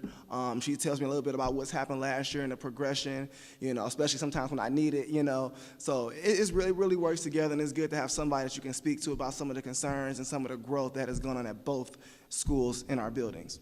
So your three new staff, and this is the time to get information. Your 3 new staff members, you've been in our district basically a year, and then I came in February with last year. Last year. Yes. What other resources could we have provided to you as a district to make sure that you were able to ease into your transition, and to make sure that one of the things that I'm hearing is I'm just so excited to hear, and we heard it earlier in the presentation, that our school-wide teams are working together. So it's not about, I'm a PPS staff member, I'm the regular ed social worker. What else can we do to push the message that it's one staff, whether it's certified, non-certified, but to support you and support new staff members to our district? I think resources was really good. I mean, at my school, Ms. Branson does a great job at working with that, getting resources to provide groups. The trainings have been great. The PDs have been strong. But, you know, resources, you know, things that are going to engage our particular students is really needed, I would say. I've done some things on my own as far as going to Barnes & Noble, doing my own research, trying to get things that really touch our students, that activities that really touch where they need to be behaviorally, that really engage them, you know, and a lot of that comes from your personality too. I would add that, you know, that's just something that you just either you have it or you don't. But, you know, resources is a huge thing when it comes to different curriculums like Y-Tri and things that maybe a little step down from Y-Tri, like Safe and Caring Schools, just to drop a name, is a really good curriculum that I know I used my internship that really engaged our students. I'm at elementary mostly, and then we have 6th grade also. And we're all one unit, and we try to work that way. And, you know, building that camaraderie, having, you know, different social events would be cool, but, you know, focusing back on the students, you know, I think the resources would be really good. And to our I'm gonna finish, I promise. But to our 2 students, I thank you so much for coming tonight. Please make sure I get the correct spelling of your first and last name. Thank you so much, and I hope you enjoy your spring break, okay? Any other questions, comments? Ms. Costick?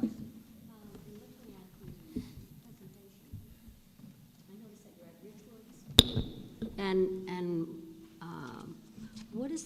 to move towards Manual and Peoria High with the Y-Tri program? Y-Tri is going to implement building-wide next year. Everywhere? Okay. The goal Peoria High. with some of the student improvement grant dollars is Okay. to do Y-Tri for the whole staff. A lot of staff members already have been trained at Manual, and they're using different social emotional groupings and curriculum. They may not always be using Y-Tri, but they may have other groups for other needs, such as anger management or grief groups, but I think there's definitely some area for growth. Okay. Okay?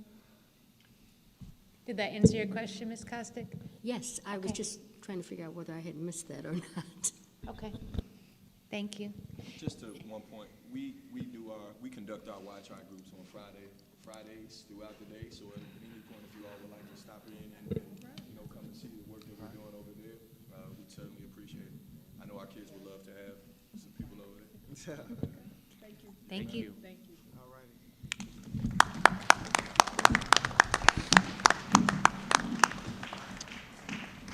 And last but certainly not least, we have staff members from Children's Home here who have been in our buildings, as we discussed earlier, since the beginning of the school year. We have 4 outstanding therapists, and we've been collaborating with Children's Home all year, having quarterly meetings, getting updates, seeing where we can improve.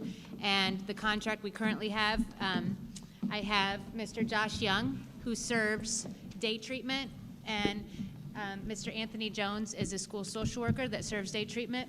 I have Brittany Ellicott, who is serving Whittier.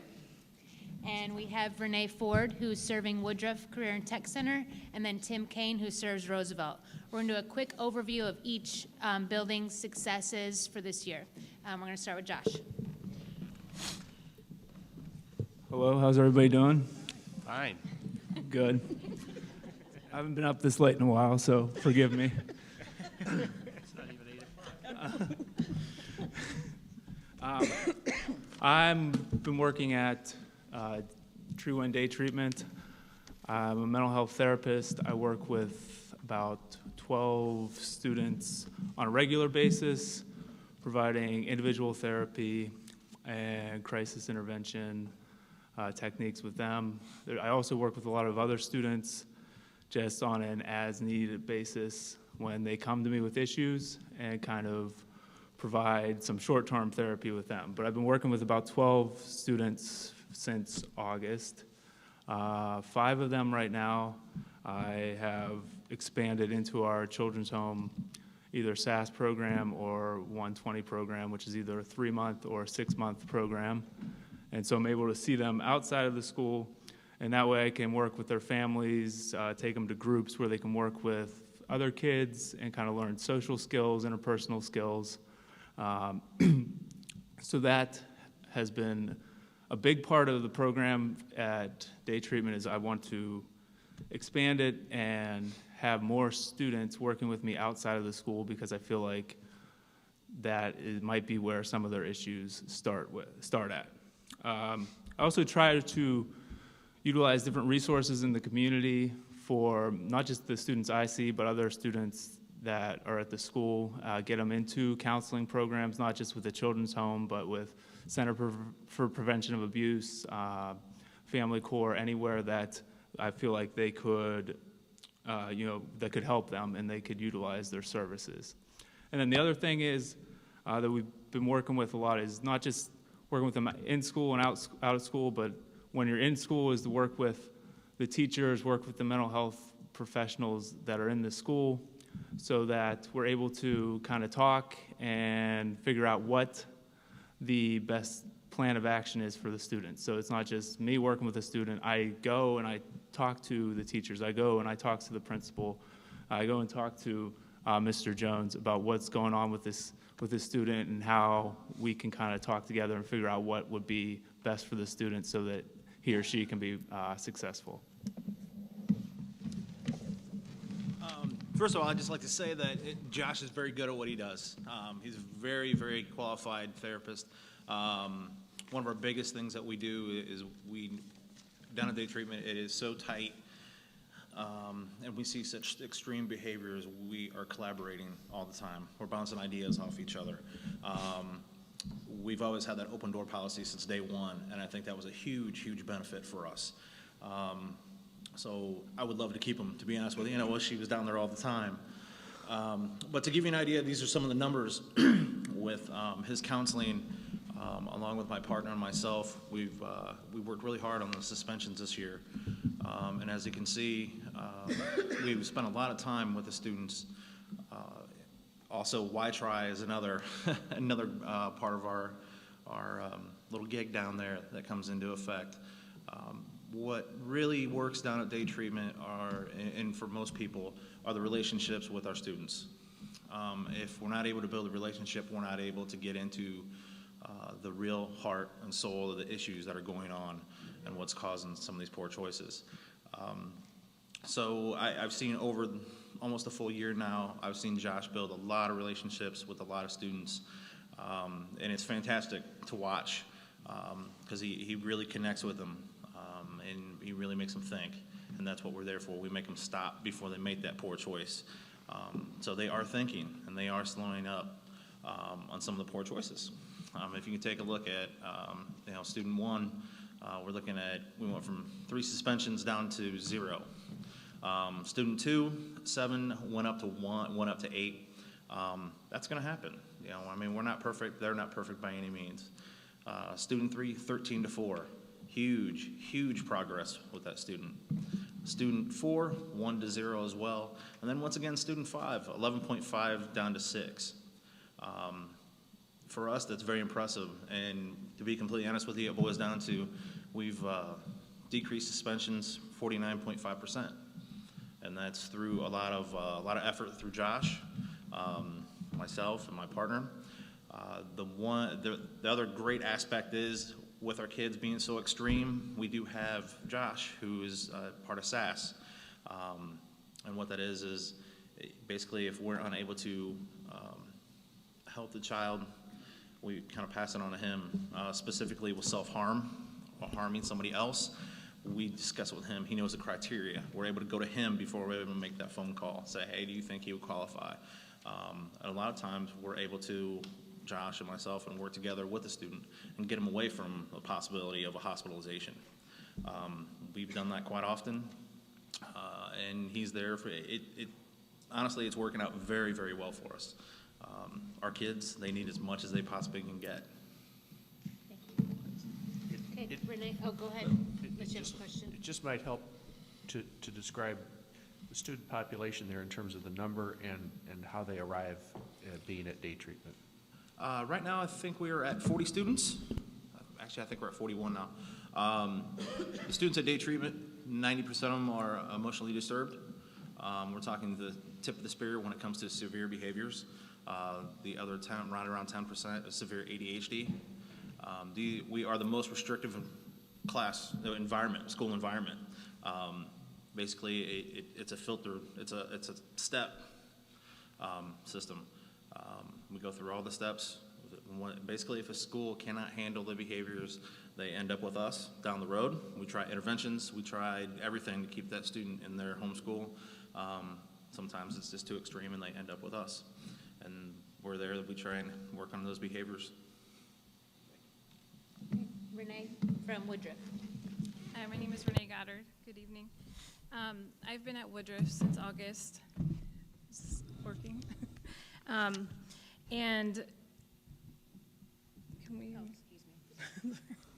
Thank you. I've been able to collaborate with the school social worker who began in December very frequently, and the school counselor, as well as administration, teachers, and other outside agencies in the school to provide the appropriate service for each student that is brought our way. There are frequent crises at Woodruff, and so I'm often called to help the student to de-escalate or to try to assess the student to see if they need a psychiatric screening, possible hospitalization, and just to kind of provide the guidance to other staff members when they ask for it and need it. being on site, I'm able to provide immediate counseling to the students, as well as, like Josh mentioned, open up some clients who need ongoing services or who have been screened by myself or elsewhere, such as at the hospital or at their home, and provide them with ongoing counseling and get their family involved. And if psychiatric services are needed, I'm able to provide that linkage that they need and may otherwise not know about or know how to access. I've also helped some teachers with behavior modification strategies. There are a lot of ongoing issues with the elementary students, and I've worked with a lot of them in trying to de-escalate some of their behaviors and emotional outbursts, and just overall help to identify mental health issues that are present and are going unnoticed and undealt with. Touch base on the up there. That shows the average daily referrals in Woodruff since August, and there was a little bit of a peak, but since then they've gone down. The one thing I do want to point out is, although there's the one piece of data up there, I think a lot of the impact that Renee has for Woodruff is really immeasurable in terms of, I don't know that we'll even always see the impact that she has with students. I know, like with immediate impact that she discussed, there's a lot of times where I'll ask her to come in and work with a student or even do a screening for a student that might be talking about harming themselves or engaging in some sort of dangerous behavior. And whereas in the past, you might have to wait, if you just made the phone call, up to 90 minutes for someone to come do the screening. Now we have someone who's there all the time. And obviously you can see in there, it says she's been involved in 9 psychiatric screenings, which just having the screening connects that family to counseling for 90 days, right? For 90 days, it connects that family to counseling outside of the school setting and other supports that family might need. So not just the student, but the entire family. And so I think a quote I recently came across this past weekend was, you can count the seeds in an apple, but you can't count the apples in a seed. And for me, having Renee in the building is the interactions that she has with the students and helping, like just those 9 right there with the psychiatric screenings and getting them connected. I don't think we'll ever see the final impact of what that's going to be for those students, where maybe that ends some generational issues, or at least helps to stall them, to where maybe the next generation in that child's family, still continues to feel the impact of getting that particular student that kind of psychiatric assistance. And one final thing, in relation to one student that I ended up having as a client. Through providing her services, the psychiatrist told me that I saved her life due to her severe mental illness, and where she could have been now without the help. So just wanted to share that with you. Thank you. Brittany's going to discuss Whittier. Hi, my name is Brittany Ellicott. I'm a licensed professional counselor and a certified school counselor, and I work at Whittier for half the week. I know Doug is fond of saying that he'd like to have me the whole week, so I actually see about 17 individual students on a regular basis, and I lead 3 social and emotional education groups. And but I've actually seen over 50 students at Whittier since August. I'm also dealing a lot with crises and helping the students de-escalate. In addition to just my job as a counselor, I tried to get really involved in the school climate as well, and so I have volunteered to be part of the PBIS team at Whittier. I feel like this has really allowed me to collaborate with the teachers and staff on just the different behavior interventions and supports that we have in place at Whittier, so that I could really follow through with those in my work at Whittier as well. I know I'm passing out the dream dollars, making it rain dream dollars at Whittier. So I just think it's important for the students to see me as, a part of the school and just a continuation of what is going on in the whole school.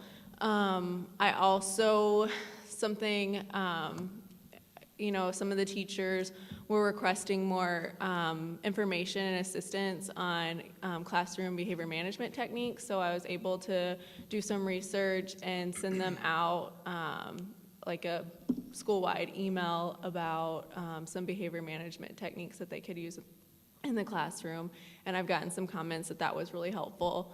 As far as resource linkage goes, I have been able to open one student to receive services through the children's home, but I think more importantly, I'm actually getting to provide services for some of those students that were unable to open as clients through the children's home due to maybe they we have Medicaid eligibility requirements, or sometimes parents are a little bit leery of, going through with services for their students. So that doesn't mean that those students don't still need, the help. So I think that that's great that I'm actually getting to meet with them still. As I mentioned, I'm doing 3 social and emotional groups. Really, I just wanted to get in the school and be proactive and not just reactive. Like I mentioned, there's a lot of are you rushing? And there's a lot of crises. And so, anyway, I've seen, as far as the results go, I have seen an increase. We use 2 different forms of assessment through the children's home in our positions at the schools. One is the CGAS form, which basically just measures positive functioning, communication skills, the ability to manage emotions and display appropriate behaviors. And so the lower score is actually, they're not as good at doing those things. So at the beginning of the year, there was an average of about 50, and then we've seen that increase to 52.86 in February. So they're those positive functional, skills such as, communication, being able to control themselves more effectively. We've seen an increase in that as far as that assessment goes. And then 14 out of the 17 students that I regularly see have seen a decrease on the Ohio Problem Severity Scale, which is another assessment that we use. And basically, the Ohio, some of the behaviors that we see on there is yelling, getting into fights, like aggressive behaviors, things like that. And so we've seen a decrease in those students that I'm regularly seeing, 14 out of those students. So I guess the bottom line is I'm really trying to increase those positive behaviors at Whittier and decrease the problem behaviors.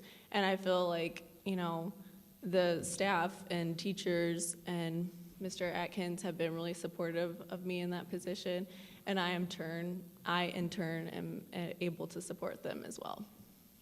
Thank you. Okay. Tim Kane's going to discuss Roosevelt. Okay, yeah, I'm Tim Kane, so I'm the behavior therapist for Roosevelt, and so I'm going to be doing a presentation for them. And so starting off with collaboration, which has been one of the highlights of working with Roosevelt. The teachers and the administration have been extremely helpful in helping me identify the students. As soon as I got there in January, they had a list for me, and so I could immediately begin providing services. And then as more issues are identified, maybe with other students, they're able to get those referrals to me immediately. And so in that process, since we're from Children's Home, we have to get some additional consents, and so the teachers and the administration have been very helpful in that as well. And it can be a challenge in tracking down the parents and getting those things signed. And so the teachers have taken their own initiative in making sure that they contact the parents and getting those, them connected to the consents as well. So that's something that's been very helpful and one of the biggest positives of this program. In terms of arranging services, the teachers have been also making themselves more than available in terms of meeting with them, discussing the child's issues, what they're seeing, and that leads to me having a more informed approach to treatment, which I feel like is essential because the teachers are the ones that have been spending all this time with the kids, and so having their input has been vital. And so In terms of resource linkage, one of the things we're able to do with the Children's Home, like the others have mentioned, is link them to additional programs. You know, if we identify those students that we're meeting with repeatedly and continually addressing issues with them, we can link them with Children's Home Services, the 120 program, and also providing the mental health screenings if necessary, which link them up with the SAS program. So that's one of the benefits. The other benefit is that we're able to provide those screenings and assessments on site. And so, you know, the nature of mental health is there's always waiting lists and delays for services and things like that. And the fact that we can provide those assessments immediately has been a real benefit to the families, I think. In terms of providing support, I've been able to assist students in resolving crisis and conflicts as they happen. I feel like this has been one of the most important things that we've been able to do because in those moments I can meet with the students they're having trouble with, or whoever, and address those issues in the moment, whereas I don't have to, you know, in a normal counseling role, meeting with them well afterwards.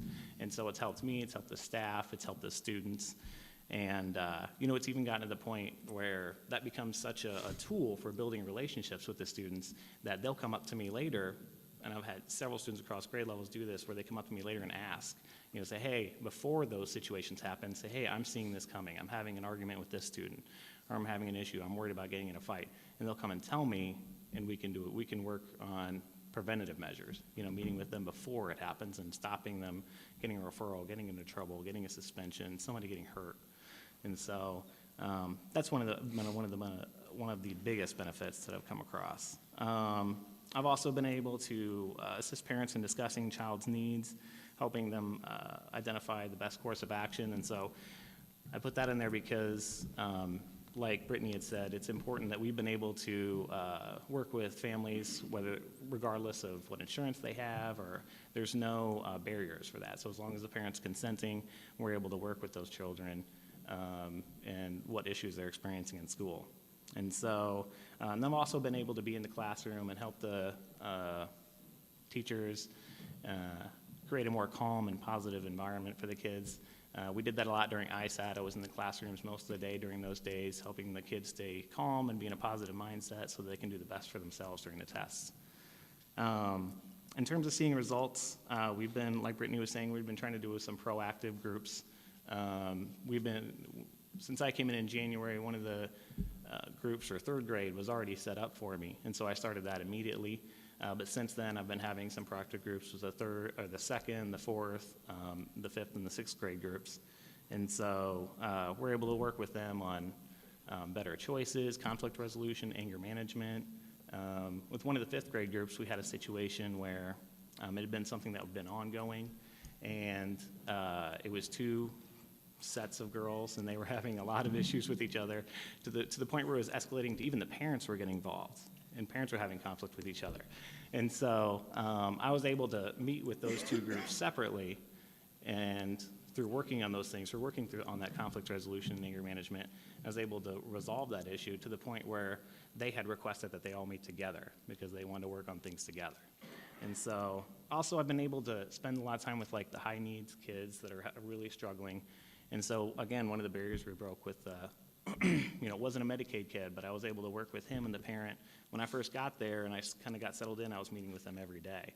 And it got to the point where through working with him and through working with the parent, getting her connected to her doctor and addressing those concerns, I only meet with him once a week now, and the teacher has brought him down twice just because he wanted to tell everybody how good of a day he'd been having. So the data on the office referrals, that's one of the things that we're working on. We had a spike in February, which they said is a trend for Roosevelt, but among the third grade group that I've been working with the longest and that's had the group going on the longest, they went from having the highest number of referrals across the grade levels in October to having the lowest number of referrals across the grade level in February. And so we've been seeing in the areas that have those proactive groups, we've been seeing a decrease. And then also the average, I guess the norm and the average number of referrals is 2 per 100 students across the school. And so Roosevelt has been, for 4 of the 6 months that this program has been implemented, Roosevelt's been able to below that average, so. Thank you. Are there any questions? Ms. Wolfmeyer? And maybe I should already know this, but can you tell me again how much time the therapists from Children's Home are in each of the buildings? Woodruff has a full-time therapist, and Roosevelt has a full-time therapist. Okay. Day treatment and Whittier are part-time, so half of their week. So how, like, are you in the schools just so many days, or how do you split? What? Or does it just depend on what's needed? It's 2.5 days a week. Okay. Monday, Wednesday, and Thursday for me. And then you have. And then I do a half day on Wednesday and full days on Thursday and Friday. Okay, thank you. We have our principals here and also one of our assistant principals. So we have Mr. Johnson, Ms. Andrews, Mr. Atkins, and Ms. Brown here. Any comments or concerns or anything that we need to know about? I already know what Mr. Atkins wants, and I know what his parents want. You've done an outstanding job, young lady. Thank you. Any comments or concerns from the administrators? It's not working, we can cancel the contract for next year? I didn't hear you. Oh, you speak now when we say cancellation. So, Jamie, Ms. Brown, at Roosevelt, you have a counselor at Roosevelt, and you also have support of the children's homes. What's the difference? Because someone out in the public might say, well, why are you paying, you have a full-time certified staff member from the district, and you also contracting out. So what's the difference in the two positions, or how do they fit together? They kind of have different skill sets because our counselors are trained in one way, and then Mr. Kane is trained in another. For instance, when we need a SAS training or something to that level, our counselor does not know how to do that, is not qualified to do that, where Mr. Kane is. Mr. Kane can call some of the outside resources. He calls his supervisors at Children's Home, and we can kind of get the more severe needs. He is trained to do those and can de-escalate some of those situations because, our counselors at our school, what we kind of do is, if you think about the triangle, the pyramid that everyone knows, the green, the yellow, the red, the way we kind of do it is we have our counselor kind of work with the yellow students, and then Mr. Kane works with the red students, the more intensive students. And so that's kind of the layer. So we start with our counselor and then build up to Mr. Kane as it's needed. So kind of for a visual, that's how we.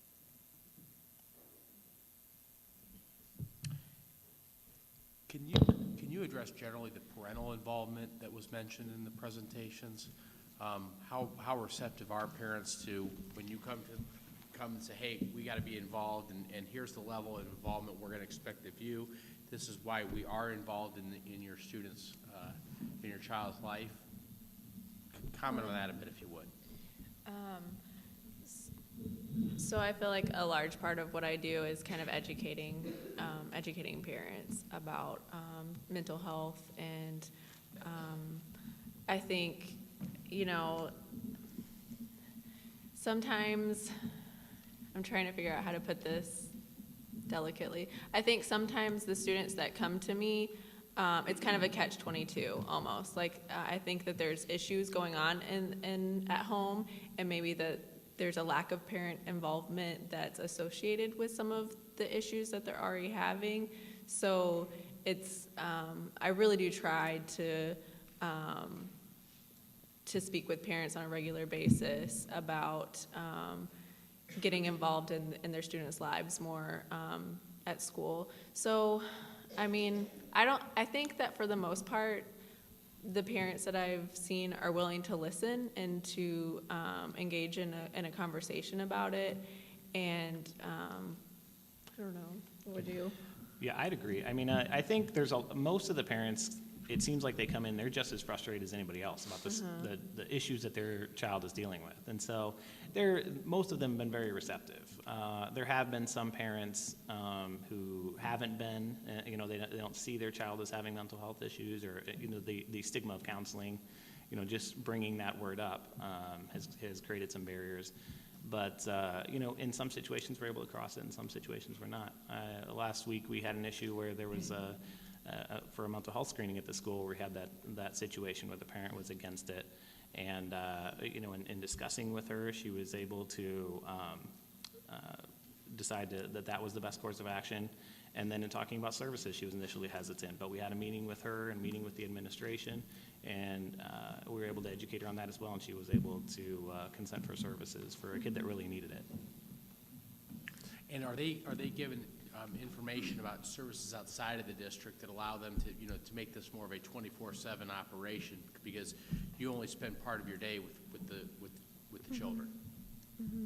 Yeah, I've put parents in contact with Easter Seals. I've put, actually, this past week, we have a few families that have a chronic lice issue. And so actually it was a learning process for me. We actually have services that we offer through the Children's Home for families that are experiencing chronic lice. So I was able to, start setting up, some avenues for those families as well. So I think that we're definitely trying to connect families with those outside services as well. And that's a benefit too, I think, because we all come from programs where that was a major focus, linking kids to additional services, because the children's home services aren't necessarily long-term. And so that was one of our goals in all of our programs. So we're well aware of the resources in the community and how to best link the families to those services. Ms. Ross? Yes. First of all, could you tell the public what SAS is? Oh, yeah. Go ahead. You're like an actual It's screening and assessment and support services, and so it's a program built to assess those kids that go into crisis who are covered under Medicaid, to determine whether or not a psychiatric hospitalization is necessary. If it is, we arrange that. If not, they're given 90 days of services. Actually, either way, they're given 90 days of services. Yeah, I'm very familiar with it and work with it, but I wanted to, because you've been using that term a lot. Second of all, do you need do you need a consent signed by parents to speak with children in school? Because I know normally you would have to have parent consent. Yeah, not being employed by the district, we need our own separate consent. Mm-hmm. And I know at Whittier, we just sent out consent letters to parents at the beginning of the year, like as a blanket, like just describing who I was and what I was there to do, and asking for parents to send the consent letters back in. So are you doing individual counseling, or are you doing group, or both? Both. I'm doing both.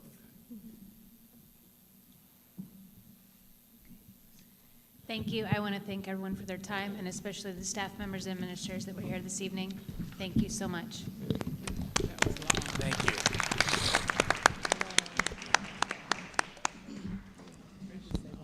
As they're transitioning to their seats, I just want to say thank you so much for the presentation tonight. If just a reminder, second meeting of the month is Committee of the Whole, where the board is able to receive a presentation on various departments, but it's also an opportunity for the public to find out what's going on. Our teachers and our principals have a lot on their plates in the schools trying to educate our students, and we need the services and support of our support staff, whether it's a social worker, counselor, psychologist, or sometimes contracted services. But we want to make sure parents understand that the first option is trying to provide those supports at the school before we look at suspensions, expulsions, or referrals to Woodruff. We want to try to meet the needs where they are. And so I think we just want to say thank you. I know this is a long meeting, but it's scheduled to be long so we can educate everyone about the great things that are happening in our district and for our children. And I was going to say, I know that's a lengthy meeting, but as a board member, I truly appreciate these presentations because they give me the information and the background I need to know what's happening in our district, what direction we're going, and also to answer questions that we get from the public. So I really appreciate all of these presentations as we get them. And I would just like to add that I as a board member, I also like to know how this all fits within the community. And that's why I say, because obviously our responsibility, we're expected to do so much within the schools, but we also know that we can't meet all the needs all the time. So to the extent that we as board members can advocate that, hey, our kids need this support outside of, from other community partners, I think is really helpful to learn what the schools are doing. So I too appreciate these presentations. Okay, moving on. Yes. Dr. Kinney is not here. Did anybody have any comments, discussion on the purchase orders?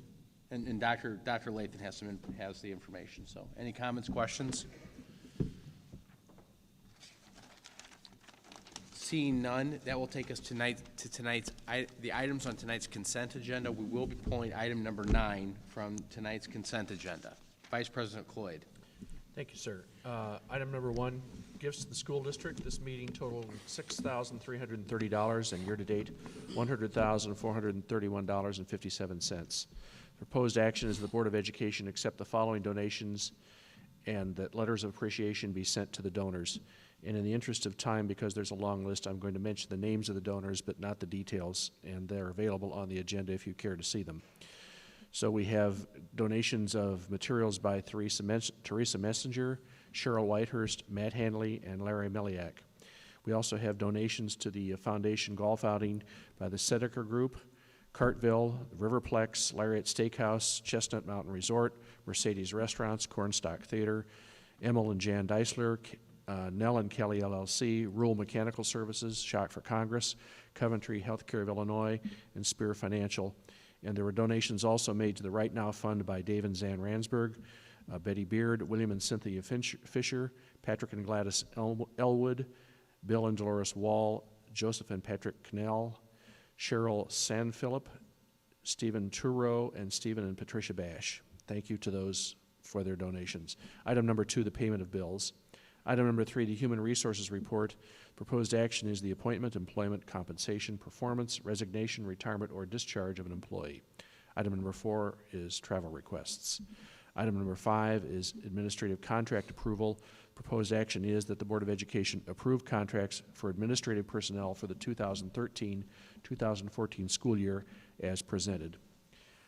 Item number 6, pay increase for off-schedule employees. The proposed action is that the Board of Education approves salary increases effective July 1, 2013 for off-schedule employees not covered by a union bargaining agreement. Item number 7, field trip approval, the Washington School Student Council. Proposed action is that the Board of Education approve the field trip for Washington School Student Council per Board Policy 6:240 as presented. The Student Council will be traveling to Springfield, Illinois to attend the annual Illinois Association of Junior High School Student Councils Convention April 19th and April 20th of this year. Students will be participating in leadership skills and learn and team building activities. No child will be denied attendance due to fees associated with this trip. Item number 8, a revised intergovernmental agreement with the city with regard to the East Village TIF. The proposed action is that the Board of Education approve the revised intergovernmental agreement with the city that will establish that we will receive 10% of any incremental values for the East Village TIF once the incremental value has exceeded $500,000. This agreement establishes that funds given to us are reimbursements for career and technical education programming. And that concludes the consent agenda. Thank you, Vice President Cloyd. Would any board member like any of the items pulled for a separate vote?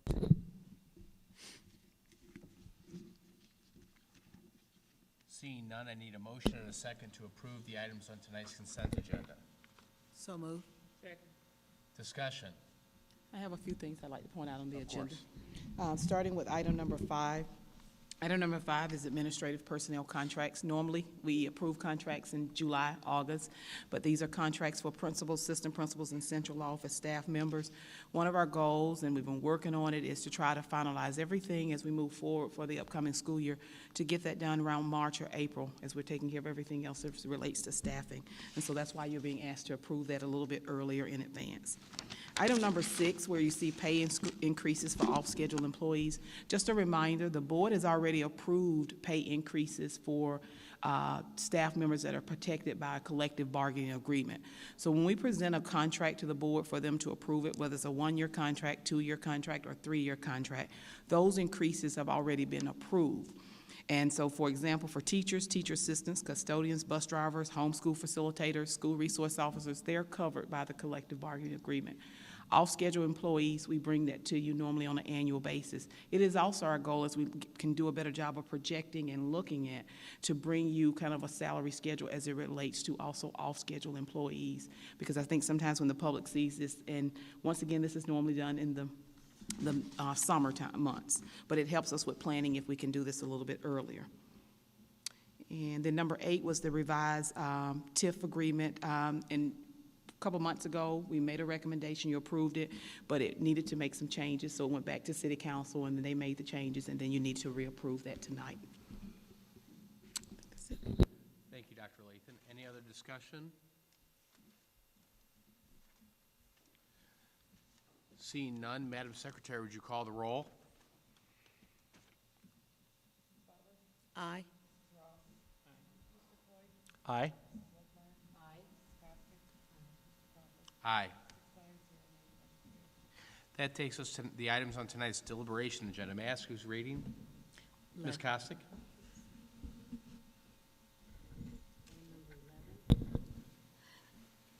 Proposed action is that the expulsions listed on the report dated March 25th, 2013 be approved as presented. Second. Madam Secretary, would you call the roll?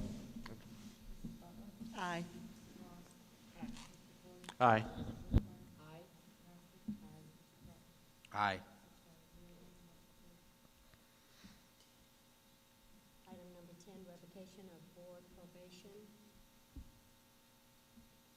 Proposed action is that the revocation of board probation listed on the report dated March 25th, 2013 be approved as presented. Second.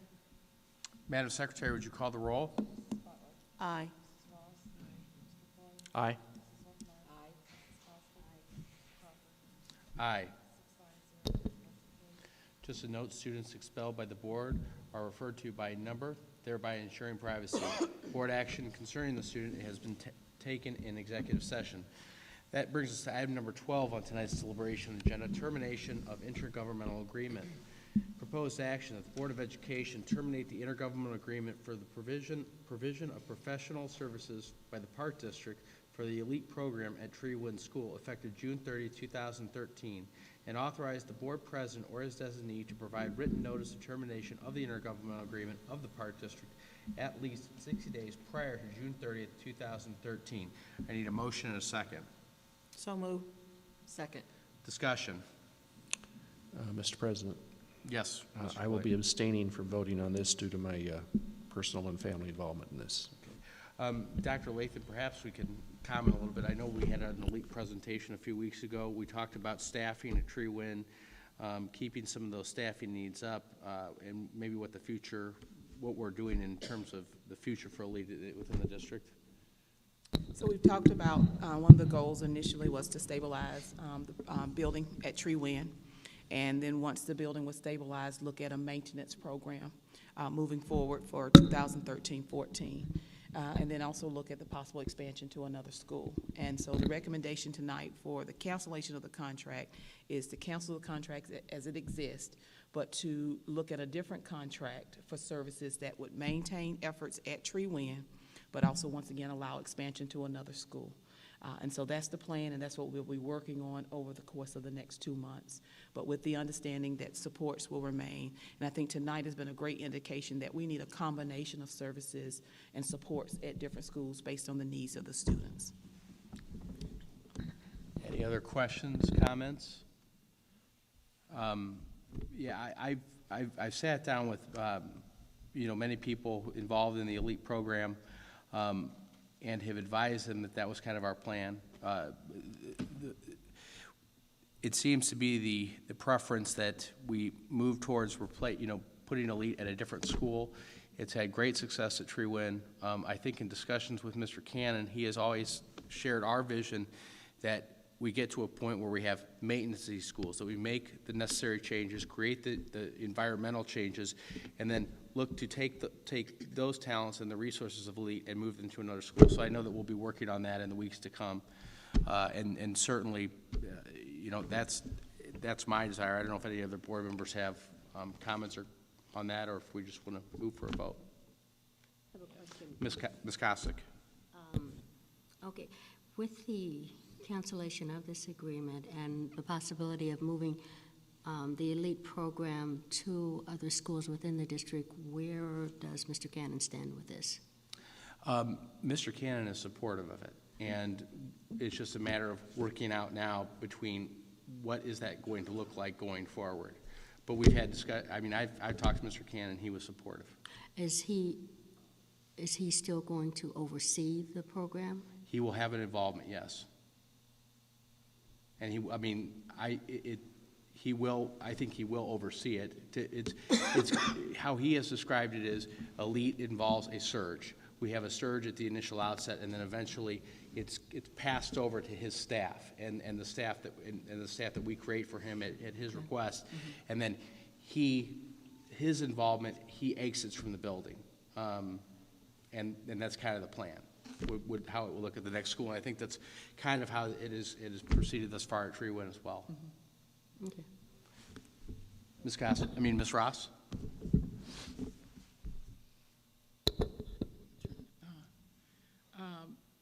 As you know, I'm very supportive of the involvement of Elite in not just Tree Wind, but all of our schools that they are involved in.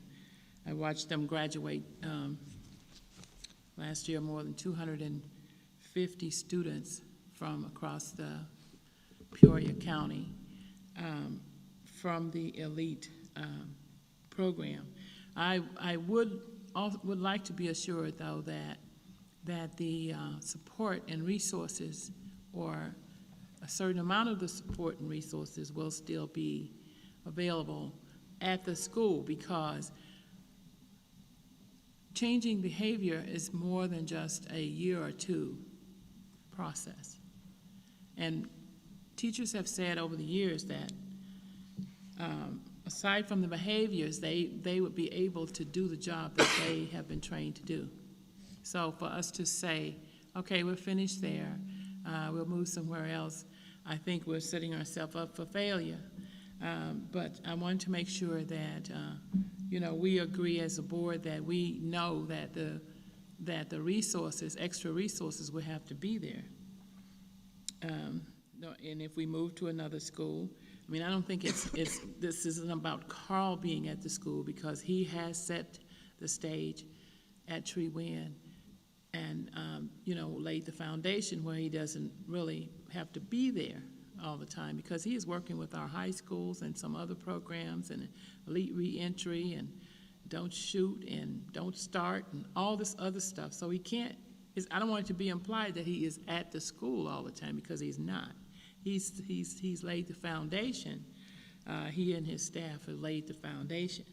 Aside from that, I really want us to be sure to, as we contact and communicate with the Park District, that I see it says the termination of intergovernmental agreement. That should be clear that that's the intergovernmental agreement at Tree Wind, because we do have other intergovernmental agreements with the Park District. Yes. And we have worked many, many years with the Park District on a very positive note. Right. Yeah, and I'll tell you, we actually met with some Park District officials, and I notified them that after talking to each board member individually, that this was the board's pleasure. And they were supportive of that. They said what one of their representatives had said to me was they never really wanted to be the face of Elite. That wasn't really their goal here. And so they were happy to, they knew that we were going to cancel. They were appreciative of the fact that we gave them a heads up. The one thing they did charge us with, and I think all us board members owe fidelity to this, is they want to the extent that the Elite program is associated with one of our schools, they want us to make sure that the program remains a symbol of excellence, because they too have Elite programs with the Park District. And I said that is not a problem, because we don't want this to be something that doesn't yield the same benefit that the Tree Wind kids have now, that Elite has been in their school for a couple of years. And for that matter, we don't want Tree Wind to lose the benefits of Elite. I don't know if I speak for all board members, but my view of Elite is the following. To the extent that we have resources available, I view it as almost a consulting group that goes from school to school.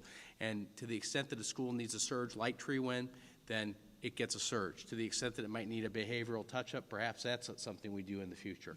But the goal is for the district long-term, it does the day-to-day maintenance of its schools on the behavioral front.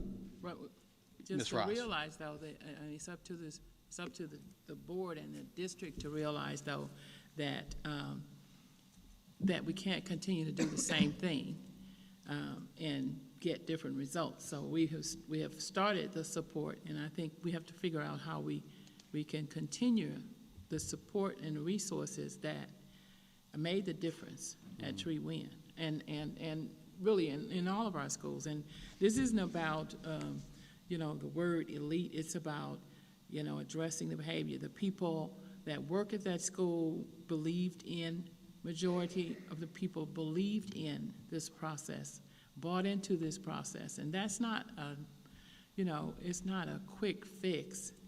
It's a long-term solution. They have to believe that the children can learn, and that, and the biggest part of that, as you know, I'm really always talking about getting parents involved. And I know that for every single student in that school, that parents were communicated with, were you know, were face-to-face,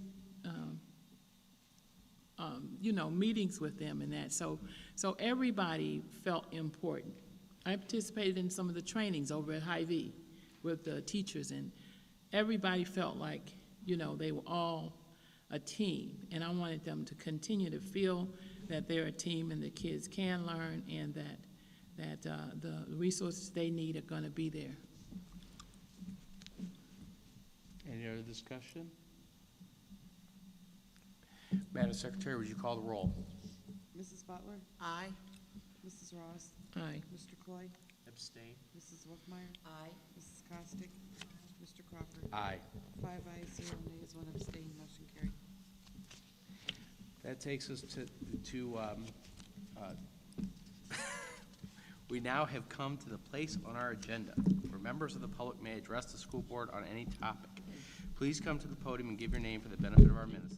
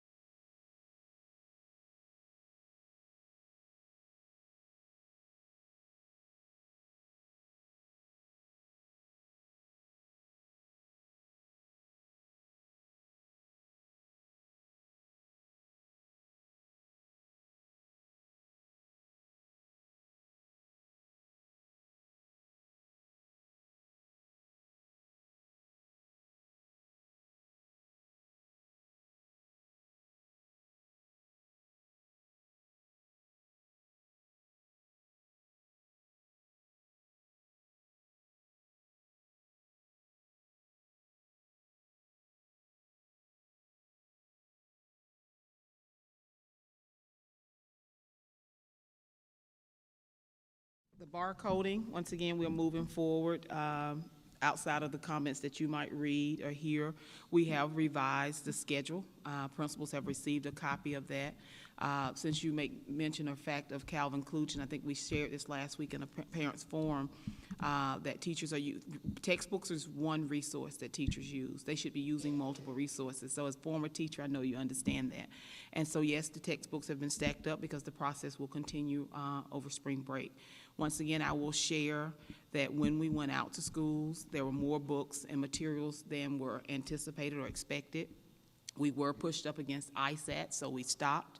And then we're picking it back up again, and we revised that schedule. Once again, it was a process that started in the fall, then through the approval of a contract from the board. The DLC, first of all, it should be off limits to the public. And so therefore, we do store items there, but it should be off limits to the public. And as it relates to Prospect Avenue, we are maintaining those homes, and at some point, the board will make a decision on moving forward. But they are not just being allowed to just, be run down or nothing, but we are still maintaining those properties. Thank you, Dr. Lathan. That takes us to presentation and suggestions by board members.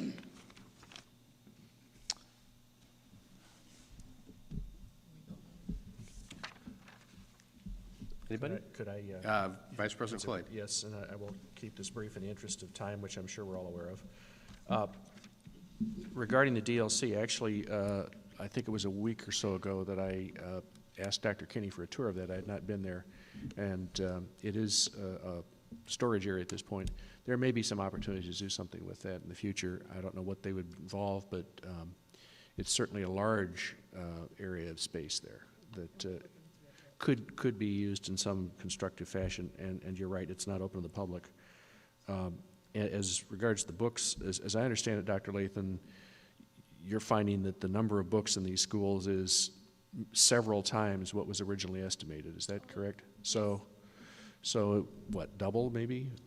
Double, sometimes triple in certain situations, depends on the school. So the irony of this is a system intended to find a way to be more efficient with our books is uncovering the inefficiency. Right, and like I said, I think it's not just that particular area. We talked about this last week at our parent forum when one of the parents asked, how long is it going to take to get things efficient and effective? We're looking at every department in the district, and that was, like I said, one area. But we cannot make decisions, once again, as we move forward for the fall, and we're talking about resources as it relates to staffing for schools. We can't continue to order books blindly when we could save that money and put it toward helping provide resources at schools. And just a last observation, I think it's really impressive to hear the professionalism and the scope of the services that are provided, most of which the public really is not very well aware of. And I really appreciate, as Ms. Wolfmeyer stated, the opportunity to hear this in this sort of a forum, simply because this is the level of detail that you simply can't get without that type of explanation. So thank you for that.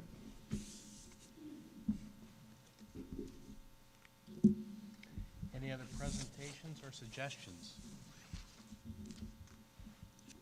Reports from board committees. Ms. Costick? Thank you very much.